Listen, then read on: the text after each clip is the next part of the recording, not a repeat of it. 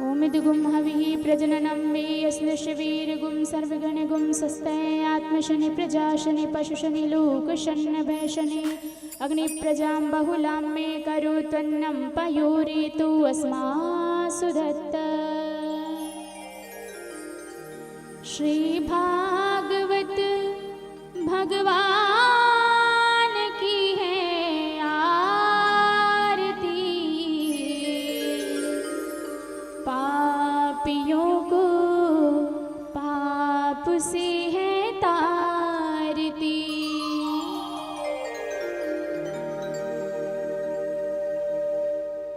श्री भागवत भगवान की है आरती, पापियों को पाप से है तारती। श्री भागवत भगवान की है आरती, पापियों को पाप से है तारती। श्री भागवत भगवान की है आरती, पापियों को पाप से है तारती।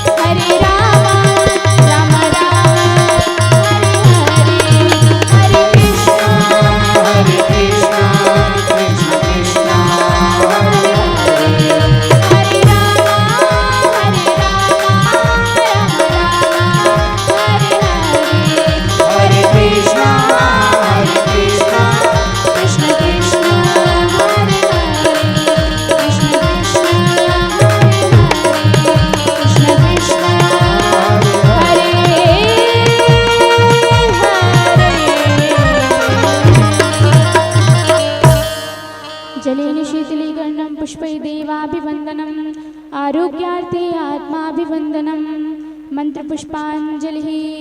ॐ यज्ञेन यज्ञमय जन्त देवास्तानि धर्माणि वृतमान्यासन्न तेह नाकं महिमानः सचन्त्रेत्र पूर्वे साध्याः सन्ति देवा नानासुगन्धिपुष्पाणि यथा कालोद्भवानि च पुष्पाञ्जलिर्मया दत्त्वा गृहाण परमेश्वर गृहाण जगदीश्वर। मंत्रपुष्पांजलिं समर्पयामि।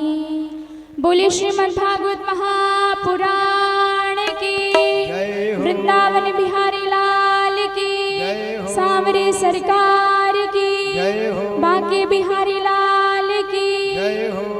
बोले सियावर रामचंद्र की, पवन सुत हनुमान की, उमापति महादेव की। जय जय श्री राधे। आप सभी भक्तजन अपने अपने स्थान पर बैठ जाएं और बड़े ही भाव से सभी लोग कथा का रसास्वादन करें, अपने जीवन को कृतार्थ करें।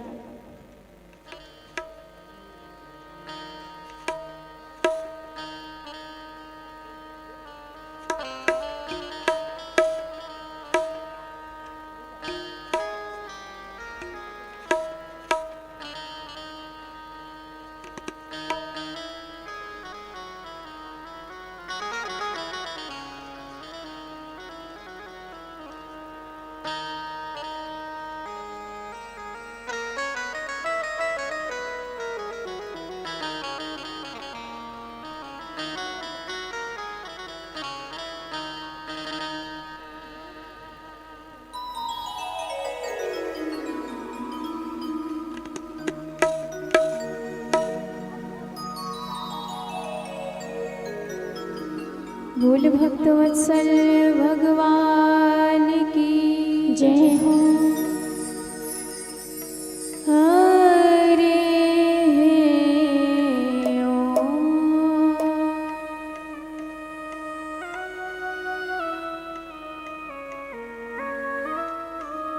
श्री गणेशाय नमः। श्री सरस्वत्यै नमः। श्री गुरुचरण कमलेभ्यो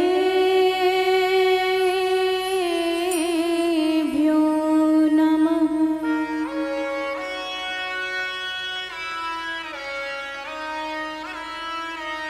नमः परमहंसास्वादित चरण कमल चिन्मकरन्दाय।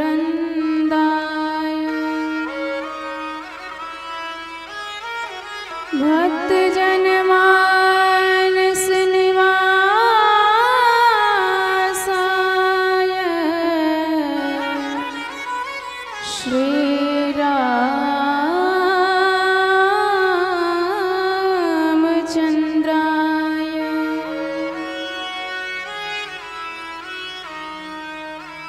ध्येयं सदा परिभवग्नमभीष्टदोहम् तीर्थास्पदं शिवविरिञ्चिनुतं शरण्यम्। भृत्यार्तिहम प्रणतपाल भवाद्दिपादं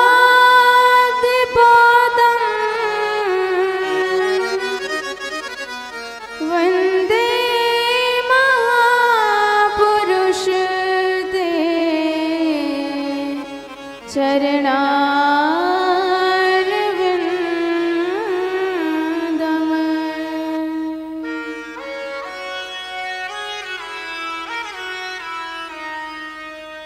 वंशी विभूषित करान् नवनीरदाभान्।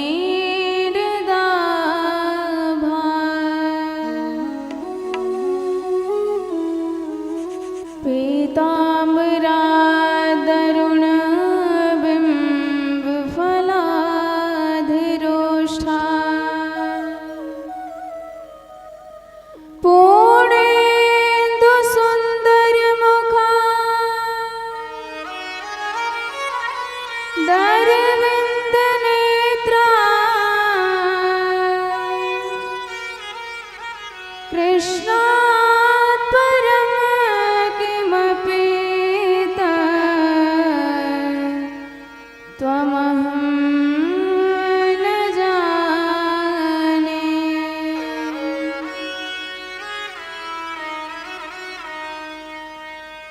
नारायणं नमस्कृत्य नरं चैव नरोत्तमम् देवीं सरस्वतीं व्यासं ततो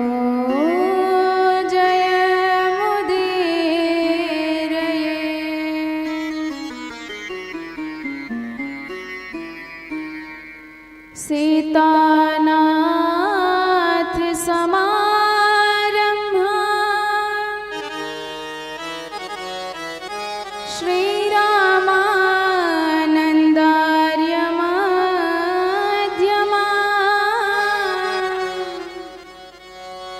अस्मदाचार्यपर्यन्ता वन्दे श्री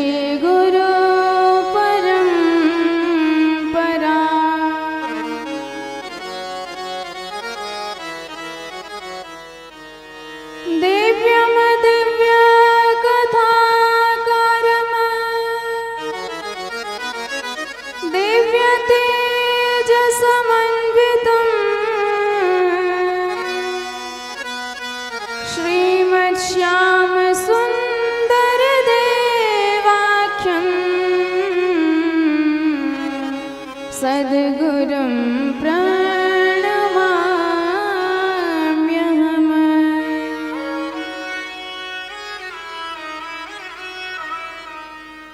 जय जय श्री राधा रमण जय जय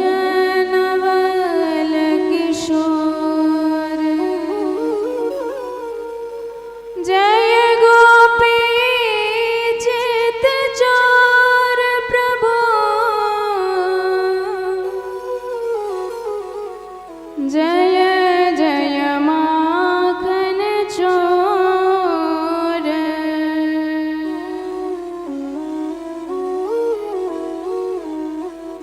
भोले भक्त वत्सल भगवान की जय हो। श्री वृंदावन बिहारी लाल की जय हो। बरसाने वारी की जय हो। सद्गुरुदेव भगवान की जय हो। श्रीमद् भागवत महापुराण की जय हो। जय जय श्री राधे।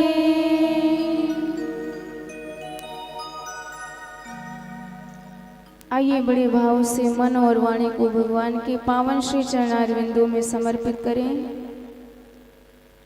जिससे हमारे जीवन के समस्त पाप ताप संताप नष्ट हों, परमानंद की प्राप्ति हो और जीवन परम धन्य व कृतार्थ हो सके।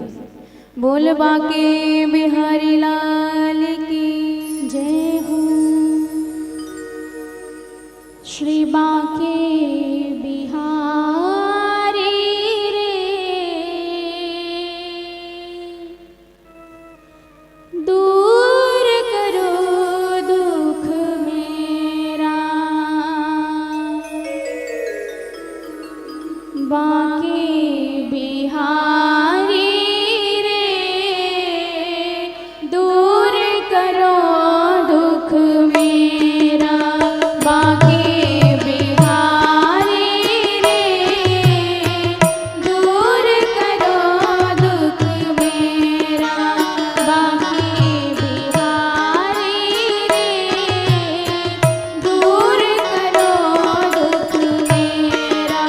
कुंज बिहारी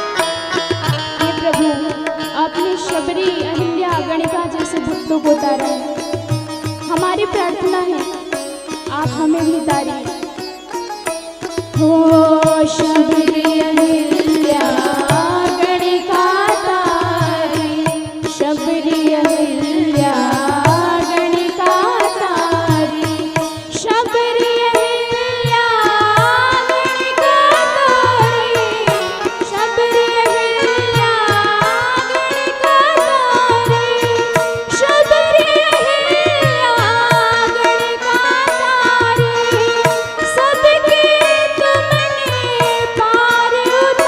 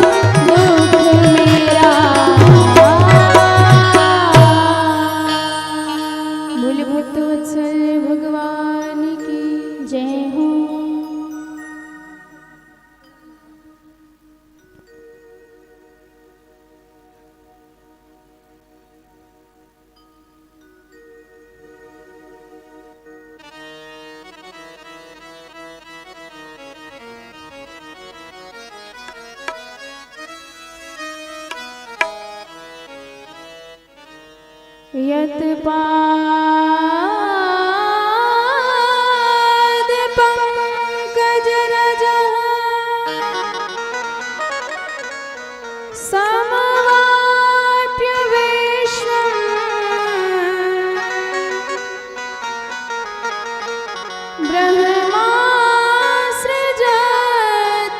ब्रह्मासृजत्युदीनं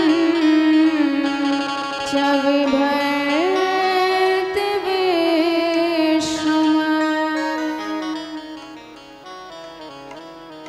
रुद्रस्य संहरति नेत्ररथा समर्था तस्मै नमोस्तु सततं श्रीराधिकायै।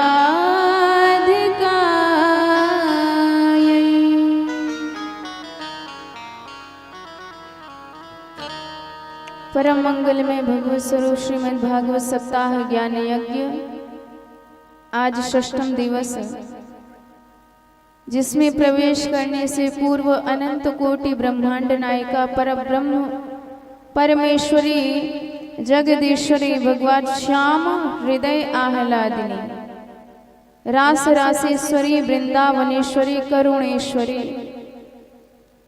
रसिकेश्वरी ब्रजेश्वरी भगवती श्री किशोरी राधा रानी सरकार के चरणारविंदों में बारंबार प्रणति।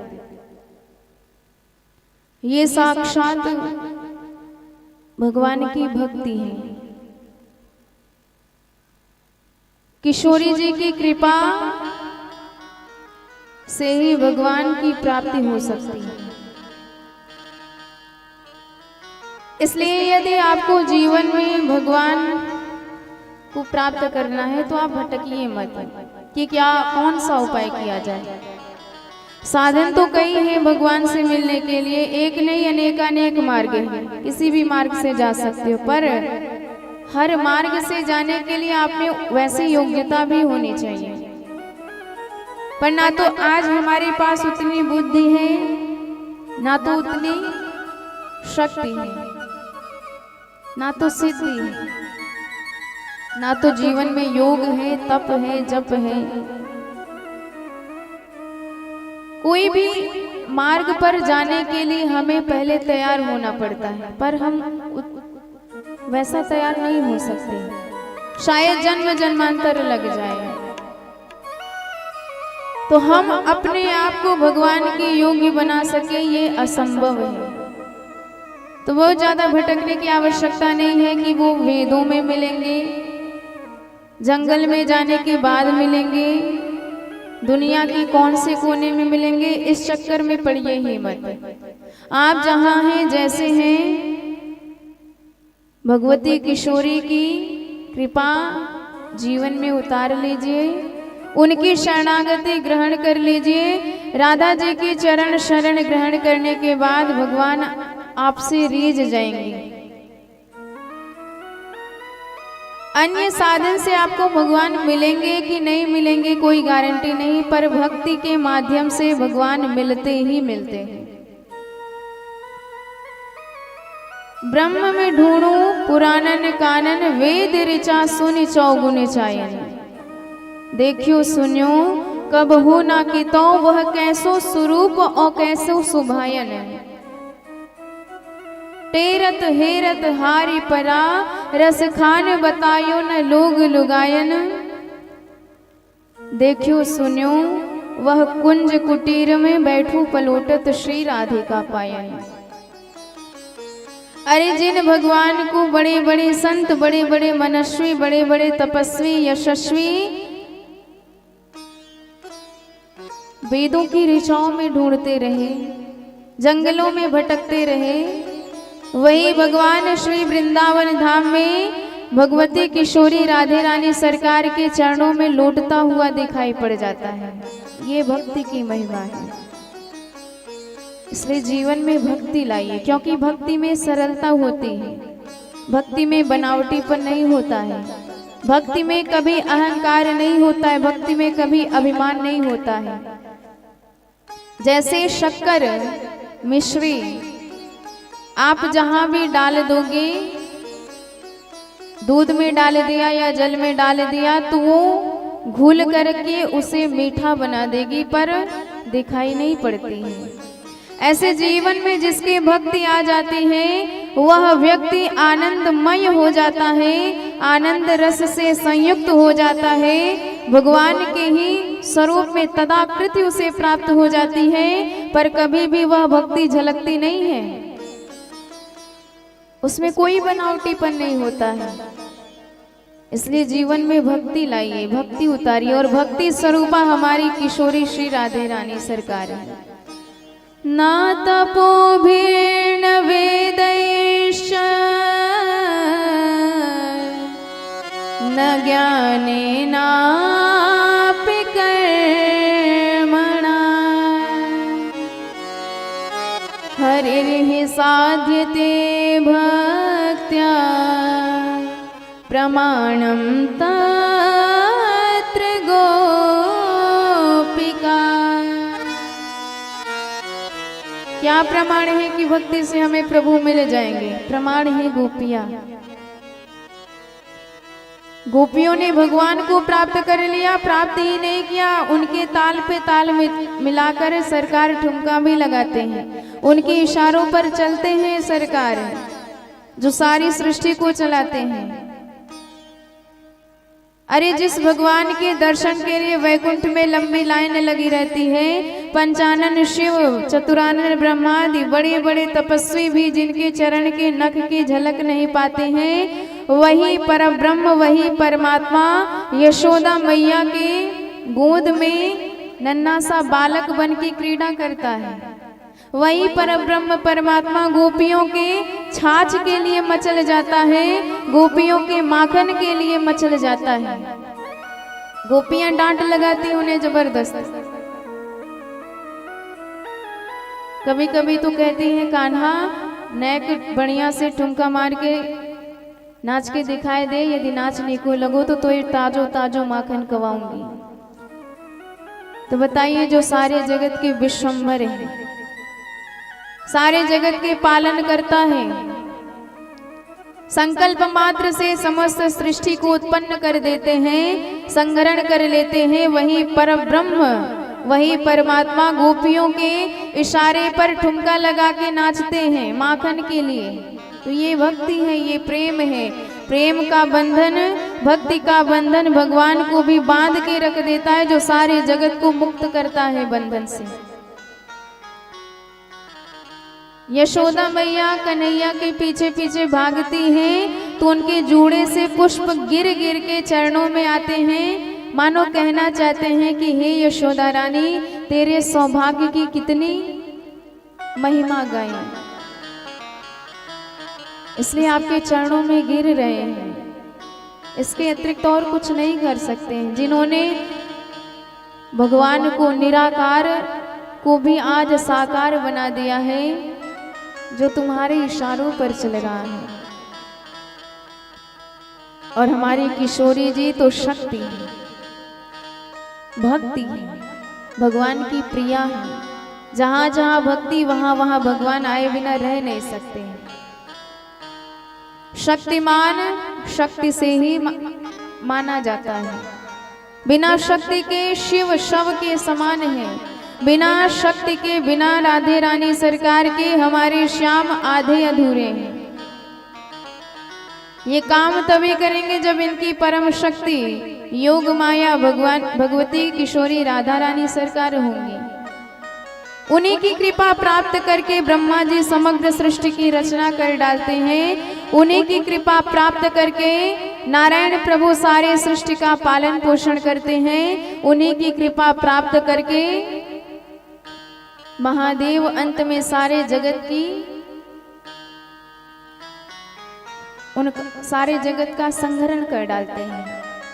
और जब तक शक्ति के श्री चरणों में प्रणाम ना किया जाए तब तक भगवत प्राप्ति असंभव है। और ये भक्तिमय अनुष्ठान है, पग पग पे भक्ति की व्याख्या करी गई है। देवी पूजी पद कमल तुम्हारे, देवी पूजी पद कमल तुम्हारे, देवी पूजी पद कमल तुम्हारे। सुर नर मुनि सब होय सुखारे, सुर नर मुनि सब होय सुखारे। देवी पूजी पद कमल तुम्हारे, सुर नर मुनि सब होय सुखारे। देवी पूजी पद कमल तुम्हारे, सुर नर मुनि सब होय सुखारे। बोले राधा रानी सरकार की जय हो।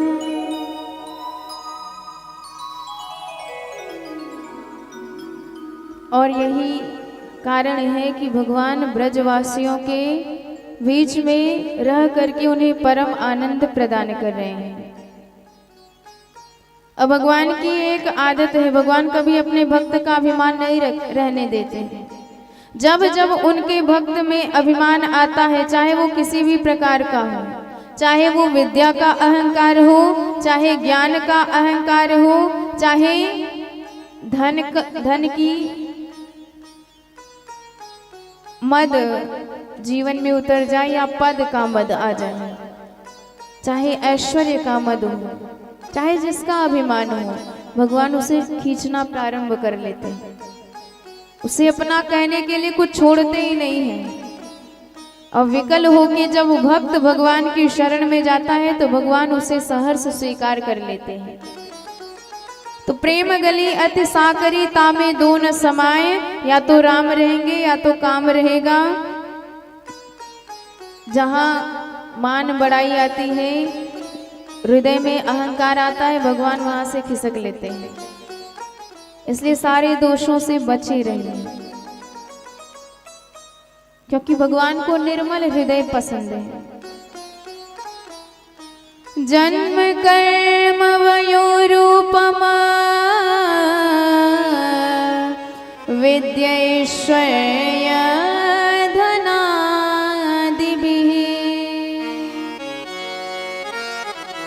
यद्यस्य न भवे स्तम्भ तत्रायम् मदनुग्रहम्।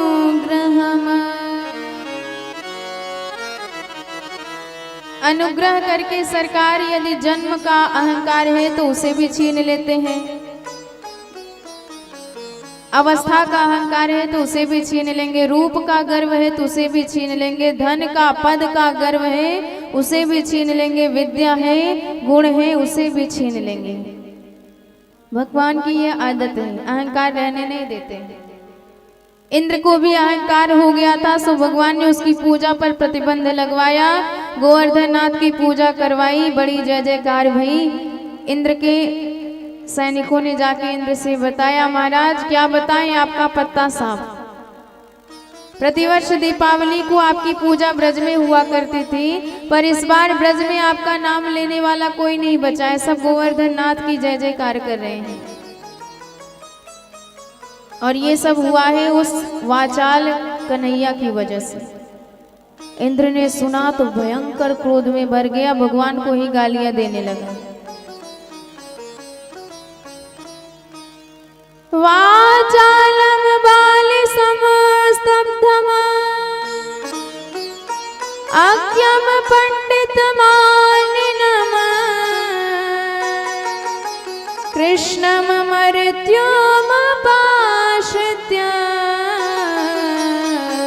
गोपान में चक्रुर प्रियम। भगवान को वाचाल, अज्ञ, छोटी बुद्धि वाला, बाल बुद्धि वाला कह दिया इसने। इतना क्रोधित हो गया कि गणम सामर्थ्यकम नाम मेघा नाम चांत कारिणम इंद्रो प्राचोदयत क्रुद्ध वाक्यम च आदेशमान्युतः। बड़े बड़े प्रलयंकारी प्रबंधन करने वाले सामर्थक मेघों को बुलाया और कहा कि जाओ ब्रज प्रदेश पे छा जाओ, कोई ब्रजवासी बचने ना पाए। आज पता चलेगा कि देवताओं का राजा कुपित होता है तो क्या होता है। बड़े बड़े काले पीले भयंकर मेघ मंडल छा गए ब्रज प्रदेश में, गड़गड़ाहट के साथ भयंकर वर्षा होने लगी। सारे गोप गोपी अत्यंत कर्षित हो गए। गोप गोप्यश्च सीतार्था गोविंद शरणम ययु। भगवान की शरण में आए, कहने लगे प्रभु हमारी रक्षा कीजिए, नहीं तो हम डूब करके मर जाएंगे इस भयंकर जल में। त्रातुमर्हस देवान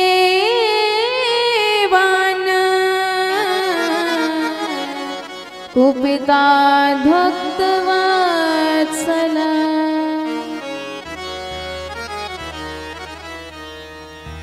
भगवान ने विचार किया ये ब्रजवासी मेरे अतिरिक्त किसी और को नहीं जानते हैं, और जो भक्त मेरे अतिरिक्त किसी और को नहीं जानता, जिससे केवल मेरा सहारा है, दुनिया के किसी भी बल का जो सहारा छोड़ करके जगन्नाथ का सहारा जीवन में ले लेता है, फिर उसकी रक्षा मैं स्वयं करता हूं, कभी भी उसे संकट में फंसने नहीं देता हूं। एक बार जो बड़े भाव से कह दे प्रभु मैं तेरा, तो उसे मैं सब दुखों से अभय कर देता हूं। सब दुखों से अभय उसे मैं कर दूं, व्रत है मेरा। भगवान कहते ये तो मेरी प्रतिज्ञा है, ये तो मेरा व्रत है, मैं तो अपने भक्तों की रक्षा किया ही करता हूं, और आज ये ब्रजवासी मेरे अतिरिक्त किसी को नहीं जानते हैं। तस्मान् शरणम गोष्ठम मन्नाथम मत्परिग्रहम गोपायै स्वात्मयोगिन सोयम में व्रत हित।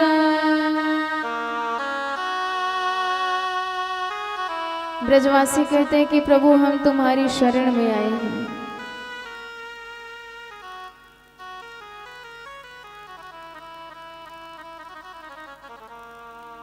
भगवान ने कहा चिंता मत करो, चलो उन्हीं गोवर्धन नाथ के पास जिन्होंने अपनी पूजा कराई है वही हमारी रक्षा करेंगे। सबको लेकर के प्रभु गोवर्धन नाथ की तलहटी में आए। सबने कहा बोल लाला का करें। कन्हैया कहते हैं का करोगे, देवता को मनाओ, प्रसन्न करो, प्रसन्न हो जाएंगे तो अपने आप सारी व्यवस्था कर देंगे। सब मिलजुल के भगवान गोवर्धन नाथ को मनाने लगे कि हे सरकार हमारी रक्षा कीजिए, हम आपकी शरण में आए हैं। और तब तक भगवान ने कहा ब्रजवासियों चिंता मत करो, प्रभु ने मेरे कान में आदेश दे दिया, उपाय बता दिया और कहा है कि ब्रजवासियों नेक ज्यादा बारिश है रे, तो तुम सब घबराओ मत, मुझे उठा के छाता बना लो। होश उड़ गए लाला, ये 7 कोस के लंबे चौड़े देवता भाई आपको छाता कैसे बना ले। कन्हैया बोले कि यदि देवता ने बात कही है तो बन ही जाएंगे, चलो प्रयास करते हैं। सबने प्रयास किया पर हमारे कन्हैया ने अति सरलता से, जैसे छोटे छोटे बच्चे बरसात के दिनों में कुकुरमुत्ता उखाड़ करके छाता बना के खेलते हैं, इतनी ही शीघ्रता से गोवर्धन नाथ को उठाया और अपनी कनिष्ठिका पर धारण कर लिया।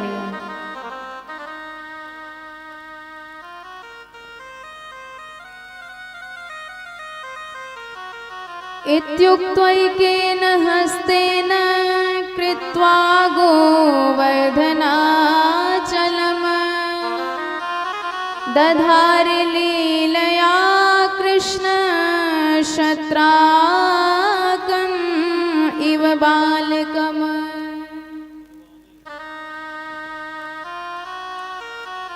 भगवान ने गोवर्धन नाथ को धारण किया तो सारे ब्रजवासी अपने अपने लाठी इत्यादि लगाए। कहने लगे लाला ने को आशा नहीं थी कि जे देवता हमारे हाथ पे उठे ही जाएंगे। कन्हैया बोले तो मैंने इतना माखन खवाए दियो, आज सबरी ताकत काम में आएगी कि नहीं। आज देखो हम सब इतने पहलवान हैगे, शक्तिमान हैगे कि गोवर्धन नाथ को हमने धारण कर लिया है उठा के। सब तो डंडे कंधे पर उठाए हैं, पर हमारे कन्हैया ने कनिष्ठिका लगाई। देखिए सुखदेव जी ने तो कहा है इत्युक्त वैकेन हस्तेन, अर्थात भगवान ने एक हाथ पे गोवर्धन नाथ को धारण कर लिया, पर हमारे ब्रजवासी और 2 हाथ आगे। उन्होंने कहा जी एक हाथ की बात तो छोड़ दो, हमारे कन्हैया ने तो एक हाथ की कनिष्ठिका के नख पर गोवर्धन नाथ को धारण कर रखा है। और नख पर प्रभु ने 1-2 दिन नहीं 7 दिन और 7 रात तक गोवर्धन नाथ को धारण किए रखा, मात्र 7 वर्ष की अवस्था में। बड़े प्यारे हमारे सरकार लगते हैं गोवर्धन नाथ को धारण करके। आइए हम सब श्रवण करते हैं कि प्रभु का दिव्य भव्य वह वेश, वह झांकी कैसी लगती है। बोल गिरिधारी भगवान की जय हो। गिरि को धारण करने से प्रभु का नाम पड़ गया गिरिधारी। आइए बड़े भाव से। उनक पर गिरिवर लीनो धार, कन्हैया मेरो बारो। नख पर गिरिवर लीनो धार, कन्हैया मेरो बारो। नख पर गिरिवर लीनो धार, कन्हैया मेरो बारो। कन्हैया मेरो बारो, नंदलाला मेरो बारो। कन्हैया मेरो बारो, नंदलाला मेरो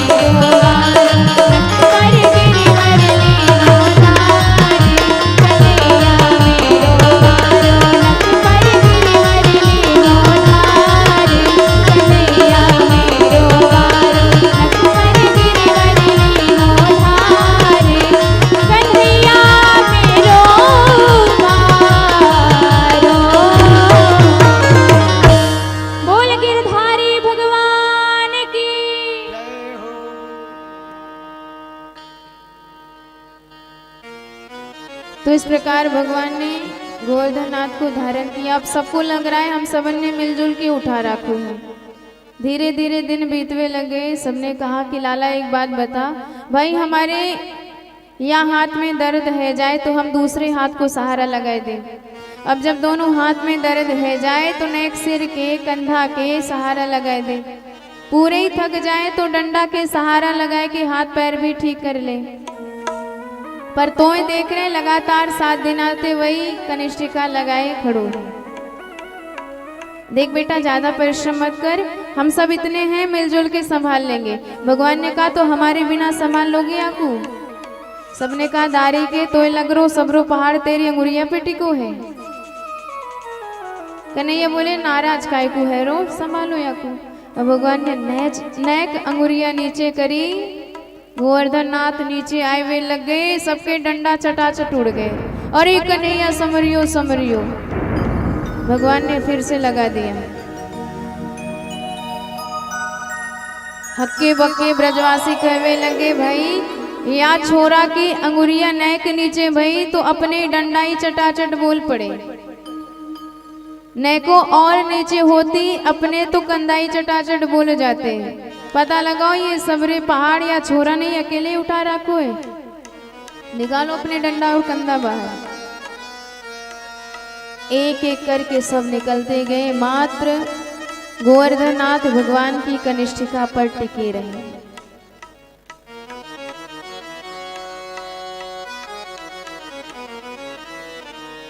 सबने जाके नंद बाबा से प्रश्न किया, नंद बाबा तो ये सच्ची सच्ची बतानो है हमारी सौगंध, ये बताओ ये छोरा तेरो ही है कि काऊ और को है?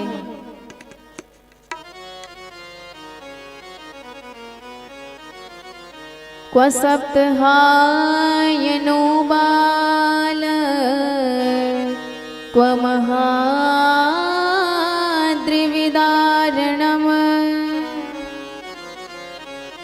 ततो न जायते शंका ब्रजनाथ तवात्मजम।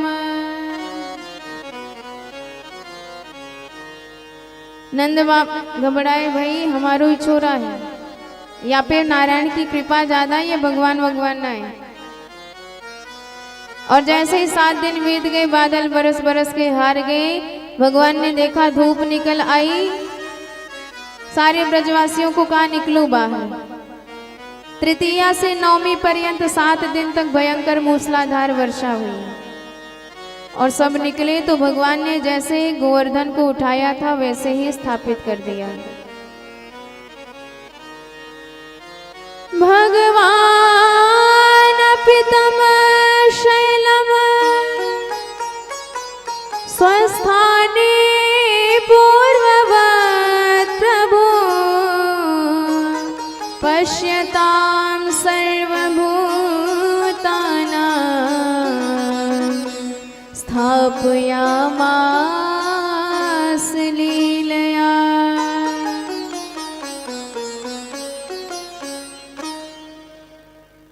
इस प्रकार गोवर्धन लीला के 10वें के दिन एकांत अवसर पाके इंद्र आया भगवान से क्षमा मांगने कि सरकार मैंने अपराध कर दिया, जो आपका इतना अपमान किया। 10 श्लोकों में 10वें के दिन स्तुति करी, भगवान ने माफ कर दिया बड़ी ही सरलता से। क्या कारण है? कारण एक ही है। ब्रह्मा जी ने 40 श्लोकों में स्तुति करी, भगवान ने बात नहीं की, कल आपने सुना। आज इंद्र ने 10 श्लोकों में स्तुति करी, भगवान ने माफ कर दिया, क्योंकि ब्रह्मा जी की वजह से भगवान के भक्त, भगवान के बछड़े भगवान से 1 वर्ष के लिए दूर हो गए थे। और इंद्र की वजह से 7 दिन 7 रात तक भगवान के सारे भक्त, भगवान की गौएं भगवान के साथ रहे। तो जो भगवान को उनके भक्त से जोड़ दे वो भगवत कृपा का अधिकारी बनता है, प्रभु से प्रसन्न हो जाते हैं। इंद्र बड़ी अच्छी बात कहता है कि सरकार जगत के मालिक आप हो, हम सब तो मात्र एक आपकी आज्ञा में चलने वाले सेवक हैं, और जब अपनी सेवकाई भूल जाते हैं तो आप हमारा अभिमान तोड़ करके हमें उसी मार्ग पर पुनः वापस लाते हो। ये आपका अनुग्रह है, ये आपकी कृपा है। विशुद्ध सत्वम तव धाम शांतम तपोमयम ध्वस्तरजस्तमस्कम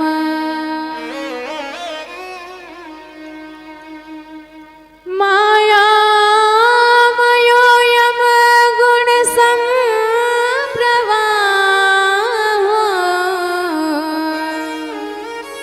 न विद्यते ते ग्रहणानुबन्धः। भगवान त्रिगुणात्ममयी माया से मुक्त है। सारा जगत सत्व रज तम गुण से भरा है, पर प्रभु इससे मुक्त है। विशुद्ध सत्वम। भगवान ने कहा कि मेरी कृपा है कि मैं अपने दासों का अहंकार तोड़ता हूँ। मामेश्वर्य श्रीमदान्धो दंड पाणिम च पश्यति। मेरे दिए गए संपत्ति पर तुम अधिकार जमा रहे थे, अपना मान रहे थे। भाई मेरी चीज है, जब मेरी मर्जी होगी तब मैं छीन लूंगा। इसलिए कभी भी जीवन में हर चीज को अपना मत मानिए। ये धन है, ये भी भगवान का है। ये रूप है, ये भी भगवान का दिया है। ये तन है, ये भी प्रभु का दिया गया है। संपत्ति है, यश है, कीर्ति है, सब भगवान का दिया गया है। जो भी हमें मिली है सब प्रभु का दिया है। तो भाई जब तक है तब तक सेवा करो, और जब प्रभु ले ले तो फिर आराम से दे दो, प्रेम से दे दो। प्रेम से नहीं दोगे तो भगवान छीन लेंगे। अपना मानोगे तो कष्ट आपको ही होगा। गौ माता आई, भगवान को अपने दुग्ध से स्नान कराती हैं और नाम रखती हैं गोविंद। बोल गोविंद भगवान की जय हो। अहो इंद्रो हि देवानां त्वं गवामिन्द्रतां गतः गोविन्द इति लोके त्वां गास्यन्ते भुवि मानवा। दशमी के बाद आई एकादशी, और एकादशी को हमारे नंद बाबा निराहार व्रत करते हैं। हर वैष्णव को एकादशी का व्रत अवश्य करना चाहिए, चाहे जिस पंथ को मानने वाला हो, पर एकादशी का व्रत अवश्य करें। एकादश्याम निराहारम समभ्यर्च जनार्दनः। और द्वादशी के दिन रात्रि को ही नंद बाबा 12 बजे यमुना जी में स्नान करने को उतर गए, और रात में स्नान करना निषेध है। वरुण देव के दूध पकड़ करके वरुण लोक ले गए। कन्हैया को पता चला तो सीधे वरुण लोक में पहुंचे और उन्हें बताया कि ये हमारे पिताजी हैं। वरुण देव ने चरणों में प्रणाम करके क्षमा मांगी। अद्य में निवृतो देहो दैवार्थो दिगत प्रभो त्वद पाद भाजो भगवन वापो पार मध्वनः। अब ये खबर सुनी तो सारे ब्रजवासी कहने लगे, लाला इसका अर्थ है तू भगवान है। भगवान ने कहा वो कैसे? कहते कि भैया पैदा होने की देर न है भाई, तूने पूतना मार डाली 6 दिन की अवस्था में, एक लात में गाड़ी उड़ा दी। तृणावर्त, काली नाग, वत्सासुर, बकासुर जैसे बड़े बड़े राक्षस थे, चुटकी में मार डाले। गोवर्धन भी उठा ली, मन को मना लिया था, पर आज इतने बड़े बड़े देवता तेरे चरणन में प्रणाम करते हैं। भाई अब तो रही सही कसर दूर है गई, तू तो हमारो भगवान है। अब तेरे साथ कब वो खेलने खाने वाले ना है, कहाँ पता कब भगवान को कौन सा अपराध बन जाए। भगवान ने सुना तो प्रभु को लगा कि अब तो सारा रस भंग हो गया। हम तो ब्रजवासियों के मध्य में आनंद लाभ लेने आए थे, पर लगता है ये हमें भगवान मान लेंगे। और आप जानते हैं भगवान की कैसी पूजा होती है। अलमारी में रख दिया, दोनों समय दो दो अगरबत्ती घुमा दी, मिश्री का भोग लगा दिया, हो गई पूजा। प्रभु कहते हैं ऐसी पूजा करवाते करवाते हम थक चुके हैं। यहाँ ब्रजवासी मेरा कितना ख्याल रखते हैं, यशोदा मैया स्वयं से ज्यादा मेरा ध्यान रखती है। ऐसा प्रेम मुझे भगवान बन के नहीं मिलता है, जैसा प्रेम मुझे नंद का लाला बन के आज मिल रहा है। सब मुझे आंखों पे बिठा के रखते हैं। और भगवान के प्रति तो हमारी यही भक्ति है। मान लीजिए मंदिर में चले गए, पूजा कर रहे हैं, सामने प्रभु का विग्रह है, उनसे कहते हैं हाथ जोड़ के त्वमेव माता। पीछे मान लिया चप्पल उतार दिया तो उस पर भी ध्यान है कि कोई पहन के ना चला जाए, महंगी चप्पल है। सो प्रभु के सामने त्वमेव माता और पीछे निगाह गई चप्पल की तरफ, च पिता त्वमेव, फिर भगवान त्वमेव बंधु, फिर चप्पल, च सखा त्वमेव। बताइए ऐसी पूजा। भगवान कहते हैं ये प्राणी केवल काम के लिए हमारे पास आते हैं और काम हो जाए तो फिर हमें पूछते ही नहीं। ब्रजवासियों से कहा अच्छा मान लो यदि मैं भगवान हुआ तो तुम क्या करोगे? ब्रजवासी बोले भाई तू भगवान बना रहा, पर यदि तू भगवान है तो तेरू वैकुंठ दिखाई दे। कन्हैया बोले तो या चक्कर में पड़ो ही मत कि हम भगवान है कि नहीं, या ब्रह्म कुंड में डुबकी लगाओ, सबके सब वैकुंठ पहुंच जाओगे।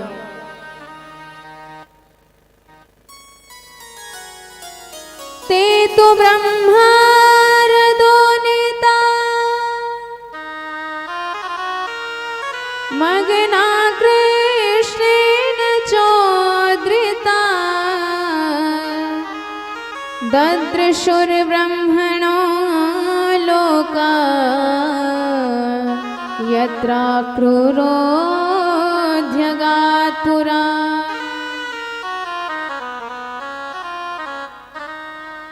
वैकुंठ धाम में सारे ब्रजवासी पहुंचे, नंद आदि ग्वाल बाल, और वहां तो सब चार चार हाथ वाले चतुर्भुजधारी। एक ने एक से कहा भाई राम राम। दूत ने तुरंत मुख पे उंगली रखी, मौन वास्ता, शांत रहो। वो छुड़ गए भाई ये तो राम राम ही करना ना जाने, या तो कैसे पूछेंगे अपने कन्हैया का पता, परदेश आए हैं और कन्हैया के साथ ही रहना है। तब तक दूसरा ग्वाल बोला भाई हर जगह अपनी भाषा थोड़ी चलती है, जैसा देश वैसा वेश, वैसी उसकी भाषा, अलग अलग शिष्टाचार सबके होते हैं। कहीं राधे राधे चलता है, कहीं हर हर महादेव, कहीं जय सिया राम, कहीं हाय हाय, तो कहीं बाय बाय। जैसा देश वैसी भाषा। हो सकता है ये अपनी भाषा नहीं समझ पा रहे होंगे। तब तक एक बोला भाई वो देख इतने बड़े नाग के ऊपर जो बैठा है, जिसके 1000 फण है, वो तो एकदम कन्हैया जैसा दिख रहा है। दूसरा बोला मैं पक्को कह सकूं ये अपनो कन्हैया है, चलो मिलके आते हैं। जैसे ही दौड़ लगाई तब तक दूतों ने रस्सी बांध दी, जो कुछ पूजा पाठ करना है सब रस्सी के बाहर से करो। ब्रजवासी हक्के बक्के होके हाथ पैर जोड़ रहे हैं, और उधर लाइन में चतुरानन ब्रह्मा, पंचानन शिव, खडानन कार्तिकेय, गजानन, अनेकानेक देवी देवता खड़े हैं। वैदिक छंदों से मंत्रों से स्तुति करते जा रहे हैं। नंद आज देख देख के बड़े मग्न हो रहे हैं। नंदा दयस्तु तम दृष्ट्वा मग्ना कृष्णेन चोद्रिता। पर हड़बड़ाहट हुई, वृंदावन की याद आई, सो तुरंत उसी कुंड से उछल करके सबके सब वृंदावन धाम में पहुंच गए। कन्हैया मुस्कुराते हुए विराजमान थे, तो सब मिलजुल के प्रभु को हृदय से लगा लिए कि लाला तेरो वैकुंठ तो बड़ो भव्य है भैया, 4 हाथ वाले डोल रहे, तू इतने बड़े नाग के ऊपर बैठा है तो क्या कही जाए, पर अपने वृंदावन जैसो आनंद न आए। अरे पता है वहां तेरे दर्शन के लिए कितनी लंबी लाइनें लगानी पड़ती हैं, और यहाँ तो देख तुझे हृदय से लगा लिए हम, तेरे साथ चाहे जैसे बोल रहे, चाहे जैसे खेल रहे, चाहे जैसे खा रहे, चाहे जैसे व्यवहार कर रहे हैं। धन्य है ये वृंदावन, जितना सरलीकरण परब्रह्म का वृंदावन में हुआ है उतना और कहीं भी नहीं हुआ है। बोल वृंदावन धाम की जय हो, प्रेम की पिपास देख देख निज प्रेमियों की, प्रेम का समुद्र सीमा तोड़ के बहाया है। चिंतामणि जड़ित चारों चादर बिछाए जहाँ, भांति प्रतिभांति कुंज कुंज से सजाया है। भारत का भूषण तिलक तीनों लोक का, भक्तों के वास है तू श्री वृंदावन बनाया है। और ये श्री वृंदावन धाम धन्य है, इसकी उपमा इसकी तुलना कोई नहीं कर सकता। जिस वृंदावन धाम पे भगवान का महारास संपन्न हुआ, जिस वृंदावन धाम पे भगवान ने इतनी दिव्य मंगलमयी लीला करी, जिस वृंदावन धाम के वृक्ष कल्प वृक्ष के जैसे हैं, जिस वृंदावन धाम के जल अमृत से भी बढ़ के हैं, जिस वृंदावन धाम के गैया सुरभि गौ के समान है, कामधेनु के समान है, जिस वृंदावन धाम के नर नारी श्री राधिका कृष्ण भगवान के स्वरूप है। प्रणाम है ऐसे वृंदावन धाम को, जहां जाते ही व्यक्ति सच्चिदानंदमय स्वरूप हो जाता है। इसलिए आप जीवन में एक बार वृंदावन धाम अवश्य जाएं, दर्शन के लिए नहीं, आत्मानंद के लिए, अपने आत्मा को आनंद सुख प्रदान करने के लिए। बोल भक्तवत्सल भगवान की जय हो। अब हमारे सुखदेव भगवान महारास में प्रवेश करते हैं। 5 अध्यायों में भगवान के दिव्य रास का वर्णन किया गया है।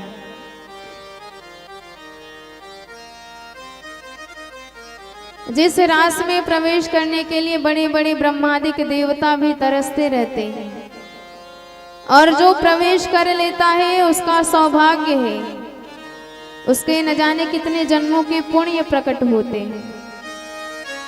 उसी महाराष्ट्र में श्री सुखदेव मंगलाचरण करके प्रवेश करते हैं।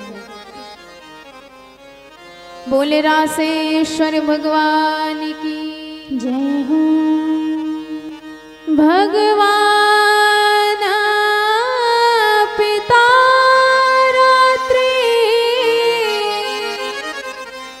शरदोत्फुल्ल मल्लिका वीक्षरन्तुं मनश्चक्रे योगमायामुपाश्रिता।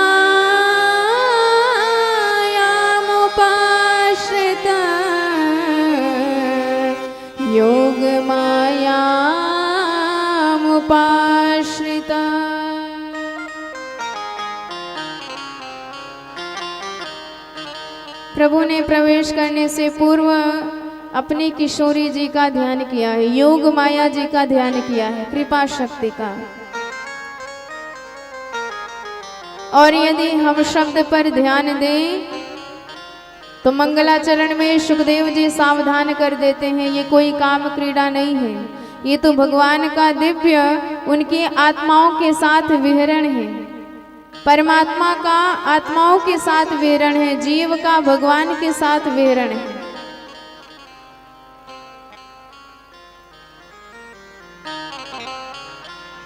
तो भगवान कह के सुखदेव जी परम सावधान कर देते हैं कि किसी भी दोष युक्त हृदय से इसको श्रवण ना किया जाए। पवित्र मन से निर्मल भाव से महारास कथा को श्रवण करना चाहिए। बड़े भाव से किशोरी राधा जी का स्मरण करते हैं, गोविंद,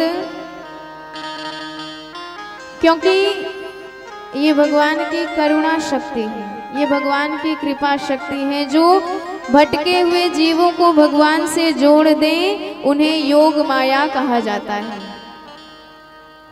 भगवता श्री कृष्णेन सह,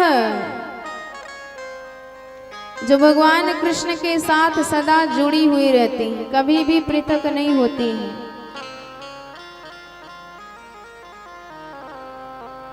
बड़े बड़े संत कहते हैं, तव मुख चंद्र चकोरे मेरे नयना, अर बरात निश दिन मिलबे को, मिले रहत मानो कब हो मिले ना।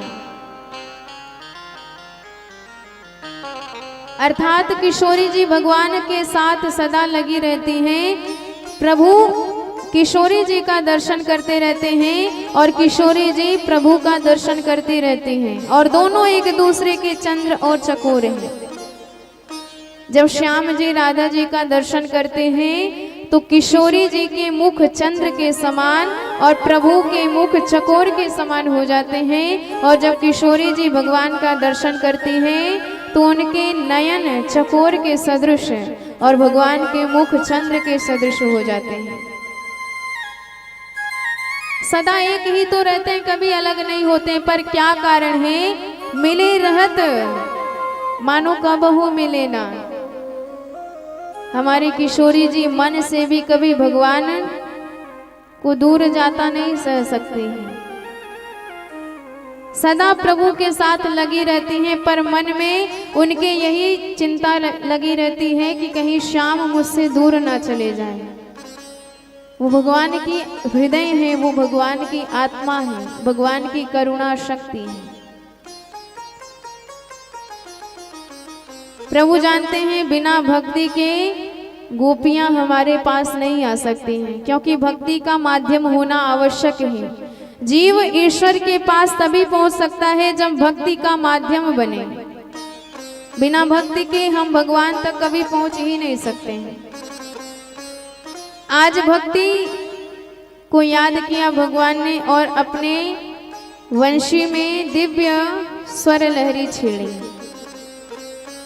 शरद पूर्णिमा की दिव्य रात्रि है, चंद्रमा की चांदनी चारों तरफ चिटक रही है, मल्लिकादिक पुष्पों से बड़ी सुंदर वह रात्रि लग रही है। भगवान का मन इतना आज प्रसन्न हो गया, व्रज मामाओं का स्मरण करके किशोरी जी की कृपा से वंशी में नाद भर दिया, और उस वंशी की स्वर जिसके भी कान में गई वही अपना भान भूल गई। पर देखिए, ध्यान देने की बात है, वंशी ब्रज में 2 बार बजी है। पहली बार बजी तो पूरा ब्रह्मांड भगवान की वंशी से व्यामोहित हो गया, पर जब दूसरी बार महाराज के लिए भगवान ने वंशी बजाई तो मात्र गोपियों ने ही यह ध्वनि सुनी, और उन्हीं गोपियों ने सुनी जिनका भगवान चीर हरण कर चुके हैं। सुखदेव जी वर्णन करते हैं, जहां वंशी की ध्वनि उन गोपियों के कान में गई तो सारे काम भूल गई, प्रभु की ही तरफ दौड़ लगा दी।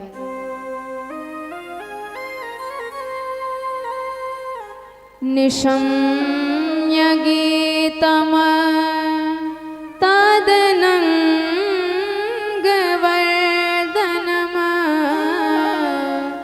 ब्रजस्त्रिय कृष्ण गृहीत मानसा आजग मुरन्योन्यमलक्षितोद्यमा सयत्र कांतो जवलोल कुंडला।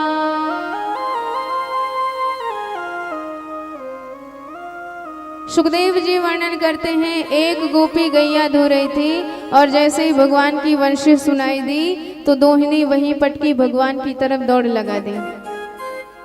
एक गोपी आभूषण धारण कर रही थी और जैसे ही भगवान की वंशी बजी तो कान की बाली नाक में और नाक की नथ कान में लटकाए के भगवान की तरफ दौड़ लगा दी। एक गोपी वस्त्र धारण कर रही थी, वंशी सुनाई दी तो उल्टा सीधा कपड़ा पहन के प्रभु के तरफ दौड़ लगा दी। एक गोपी अपने पतिदेव को भोजन परस रही थी, सो दाल में नमक कम था, पतिदेव ने नमक मांगा, पर जैसे ही वंशी की ध्वनि सुनाई दी इतनी व्यामोहित हो गई कि खीर में ही नमक डाल के भगवान की तरफ दौड़ लगा दी।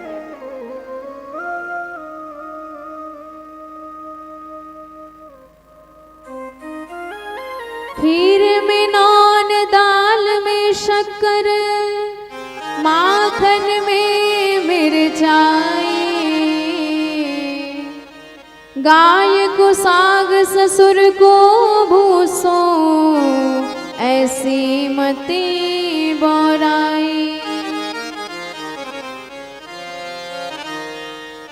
कई कई गोपी तो इतनी पागल हो गई बंशी सुन के कि ससुर जी के सामने सब्जी परोसना था, साग देना था, पर उन्हें गाय का भूसा देकर और गाय को साग परोस करके भगवान की तरफ दौड़ लगा दी। एक गोपी चूल्हे पे कढ़ाई चढ़ाई हलवा बना रही थी और तुरंत भगवान ने जैसे ही बंशी बजाई इतनी पागल हो गई कि चूल्हे पे कढ़ाई चढ़ाई वैसे ही छोड़ दी, हाथ में कलछी उठाई और भगवान की तरफ वैसे ही दौड़ लगाई। एक गोपी को पकड़ के उसकी पतिदेव ने ताला बंद कर दिया कमरे में। उसने सोचा कि आज सारी गोपियां भगवान का सानिध्य प्राप्त करेंगी, धिक्कार है मेरे शरीर के बंधन को कि मैं बंध के रह गई। तो अंतर्गृह गता कश्चिन गोप्यो लब्धा विनिर्गमा, उसने तुरंत भगवान का ध्यान किया, शरीर छोड़ दिया और दिव्य वेश में प्रभु की तरफ सबसे पहले पहुंच गई। जुहुर गुणमयम देहम सद्य प्रक्षीण बंधना।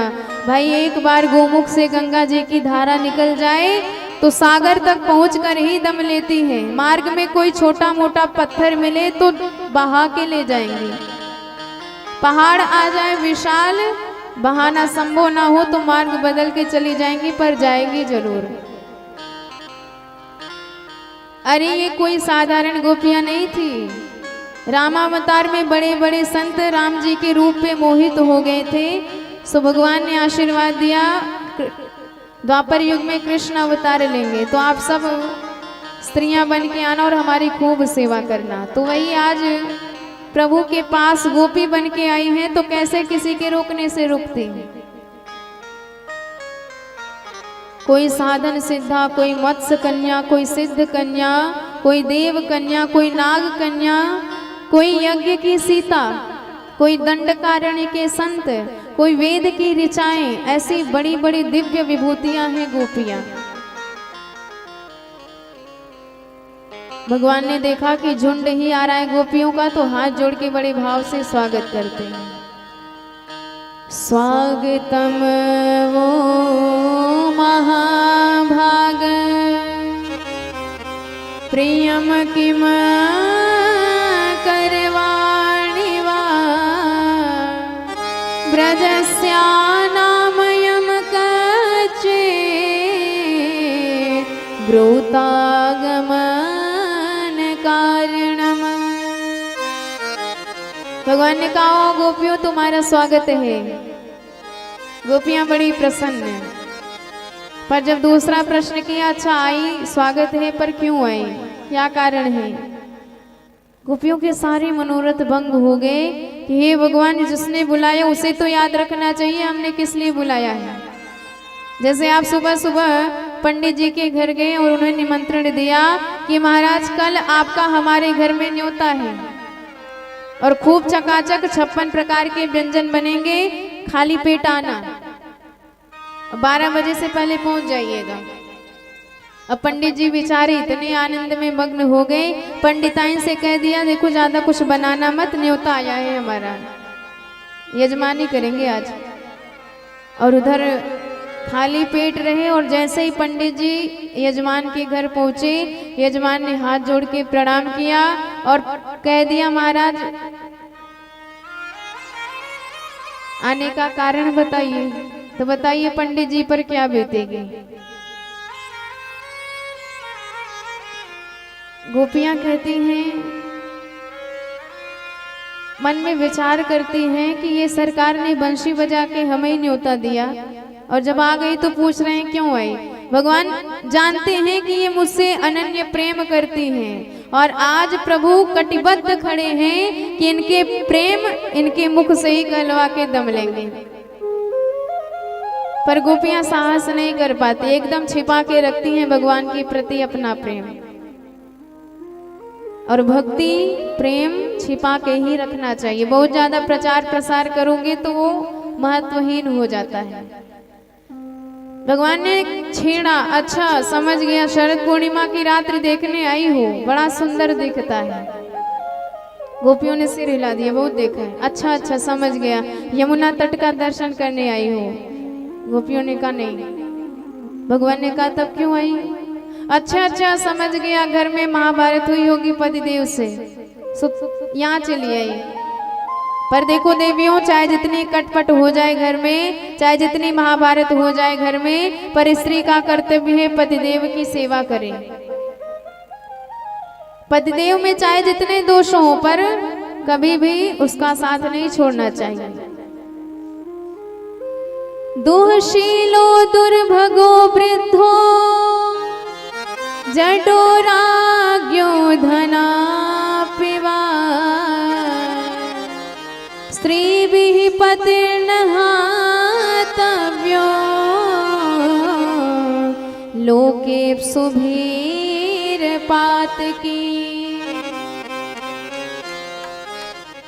पतिदेव चाहे रोगी हो, चाहे क्रोधी हो, चाहे निर्धन हो, चाहे अंधे हो, चाहे बहरे हो, चाहे जो दोष हो, एक स्त्री का परम धर्म है उनकी सेवा करें। और जो पतिदेव से विरोध करती है फिर वह नरक भोगती है। ऐसे उपति कर की अपमाना, नारी पाव जमपुर दुख नाना।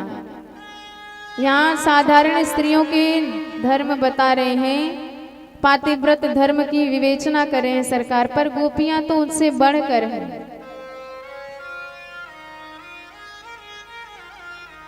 गोपियों ने सिर हिला दिया, सरकार कोई झगड़ा नहीं हुआ हमारा पतिदेव से। भगवान कहते हैं पतिदेव से लड़ाई हुई नहीं, यमुना तट देखने आई नहीं, शरद पूर्णिमा की चांदनी देखने आई नहीं, तो क्यों आई? हमारे प्रेम में चली आई। पर देखो गोपियों, अति परिचयाद अवज्ञा, प्रेम तभी तक अच्छा है जब तक दूरी बनी रहे। बहुत ज्यादा निकटता होने पर उसमें दोष दर्शन भी होने लग जाते हैं। गैया चराने जाता हूँ तो मेरा दर्शन कर लिया करो सुबह शाम, मेरी चर्चा आपस में एक दूसरे से कर लिया करो, पर यूं भाग के मत आया करो, बदनाम हो जाओगी पूरे संसार में। श्रवणा दर्शना ध्याना मयि भावोऽनुकीर्तना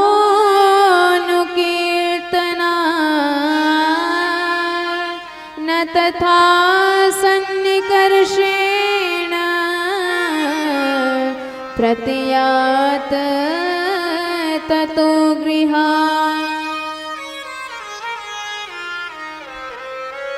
भगवान ने 10 श्लोकों में प्रश्न किया क्यों आए गोपियां, 11 श्लोकों में उत्तर देती हैं यूं आई। भगवान की बोलती बंद कर दी।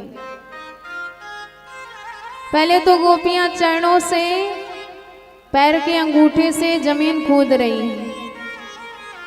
भगवान कह रही है क्या कर रही हूँ? बिंबा धुराण चरणे न भुवम लिखंत्य। गोपियां कहती हैं गड्ढा खोद रहे हैं। भगवान कहते हैं बावरी पैर से गड्ढा कब तक खोदोगी? गोपियां कहते हैं खोदेंगे और उसी में गिर जाएंगे, मर जाएंगे। कम से कम मरने के बाद तो आपकी प्राप्ति होगी। जिसे याद करके मरेंगे वो मिलेगा, ऐसे नहीं तो मरने के बाद मिलोगे आप। भगवान ने कहा बावरी कहती तो फावड़ा लेके आता, मैं गड्ढा बना देता। ऐसे तो जन्म बीत जाएंगे, अंगूठे से खोदोगे। गोपियां कहती बहुत कठोर मत बनिए, अरे कम से कम समय लगेगा तो आपकी कठोरता में जरा सी तो दयालुता आएगी। किस लिए आस छोड़े कभी ना कभी, मेरी सरकार तुम भी बदल जाओगे। नाथ कितने रहोगे कड़े, एक दिन देख कर प्रेम अश्रु पिघल जाओगे। अरे रोएंगे तो कम से कम तुम्हें दया तो आएगी कि इन विचारियों पर कृपा कर दे। गोपियां डांट लगाती भगवान को। मैवं विभोर्हति भवान् गदितुं नृशंसं संत्यज्य सर्वविषयांस्तव पादमूला।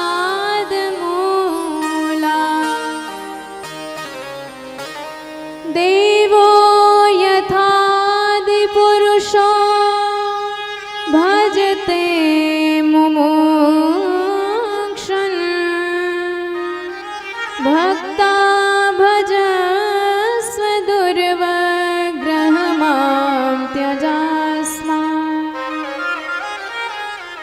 गोपियाँ कहती हैं प्यारे हमारा ऐसे परित्याग तो मत कीजिए। अरे आपके लिए पूरी दुनिया छोड़ के आए हैं, नहीं जानते कि वापस लौटने के बाद हमारे घर वाले हमें स्वीकार करेंगे कि नहीं, घर में घुसने देंगे कि नहीं, पर सब छोड़ के आपके लिए आए हैं, सारी लज्जा को तिलांजलि दे के आए हैं। और जब से आए हैं तब से आपके मुख से यही वचन सुन रहे हैं, भाग जाओ, चले जाओ, लौट जाओ। हमारा आना आपको इतना बुरा लगा? क्या हमारी शक्ल इतनी खराब है? जब से आए हैं तब से भगाते ही जा रहे हो। अरे मधुराधिपति रखिलम मधुरम, मधुरता की मूर्ति हो, कुछ तो मीठी वाणी बोलो। ये करेले जैसा कड़वा वचन क्यों निकल रहा है आपके मुख से? गोपियां कहती हैं जब हमें भगाना ही था तो हमारे चित्त को चुराया क्यों आपने?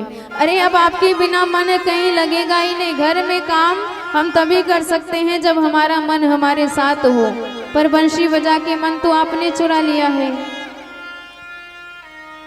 चित्तम सुखेन भवता परितं गृहेषु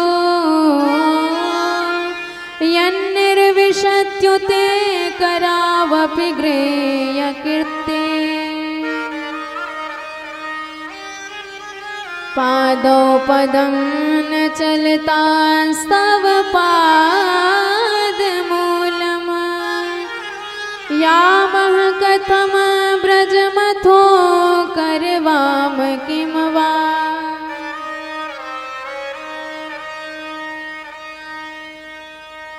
गोपियां कहते हैं सरकार ये बताओ, जब आपको बुझाना नहीं आता तो दूसरे के घर में आग लगाते क्यों हैं?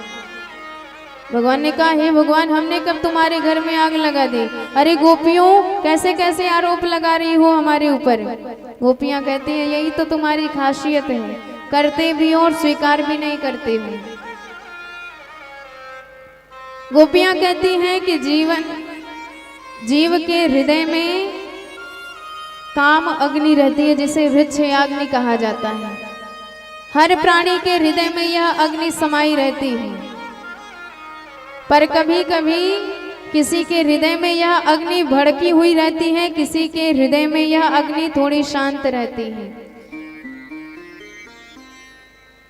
जैसा पहले के जमाने में हमारे यहाँ होता था, हमारी माताएं बहुत ज्यादा माचिस का प्रयोग नहीं करती थी।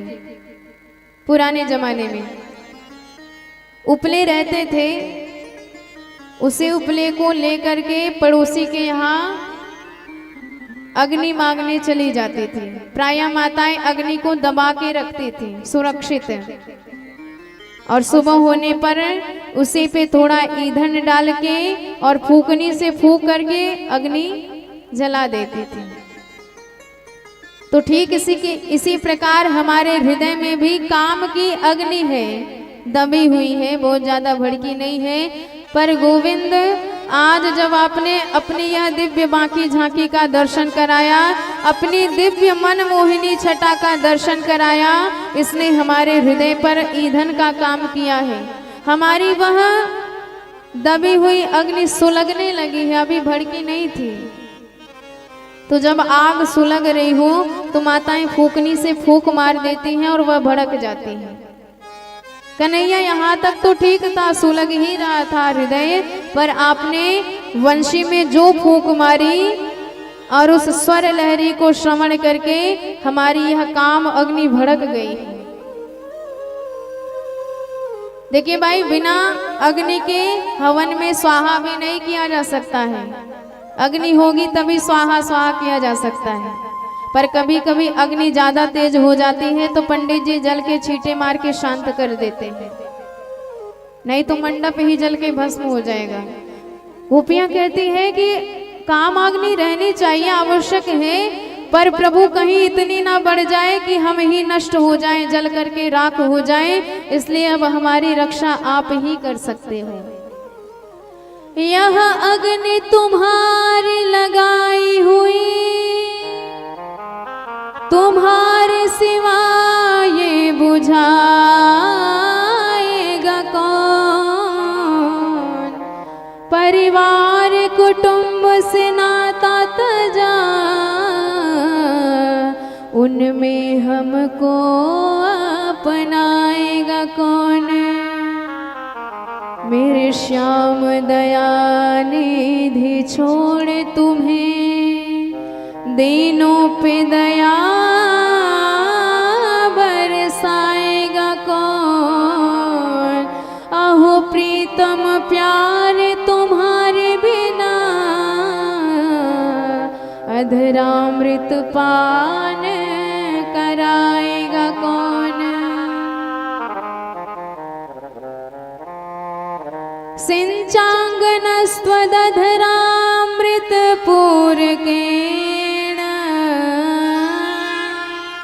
हासावलोक कलगीत जरे क्षयग्निम नो चेद्विरजान्युपयुक्त देहा ध्यानेन याम पदयो पदवीं सखेते।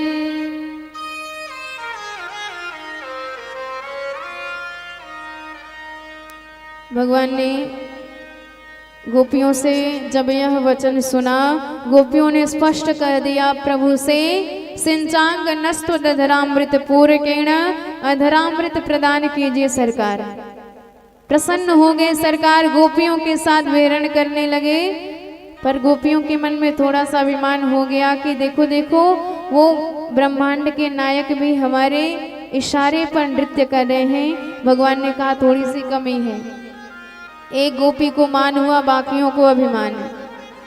तो माननीय गोपी को साथ लेके भगवान सबके बीच से अंतर्हित हो गए। अंतर्हिते भगवती सहसैव ब्रजांगना। अब गोपियों को ऐसा लगा मानो हमारे प्राण चले गए हैं। विरह दशा हो गई, तड़पने लगी गोपियां, छटपटाने लगी, क्या करें, किधर जाएं, किधर अपने श्याम को ढूंढें। वृक्षों से पता पूछती हैं, बरगद से पूछती हैं, पीपल से पूछती हैं, तुलसी से पूछती हैं, पर उनसे क्या पता मिलता।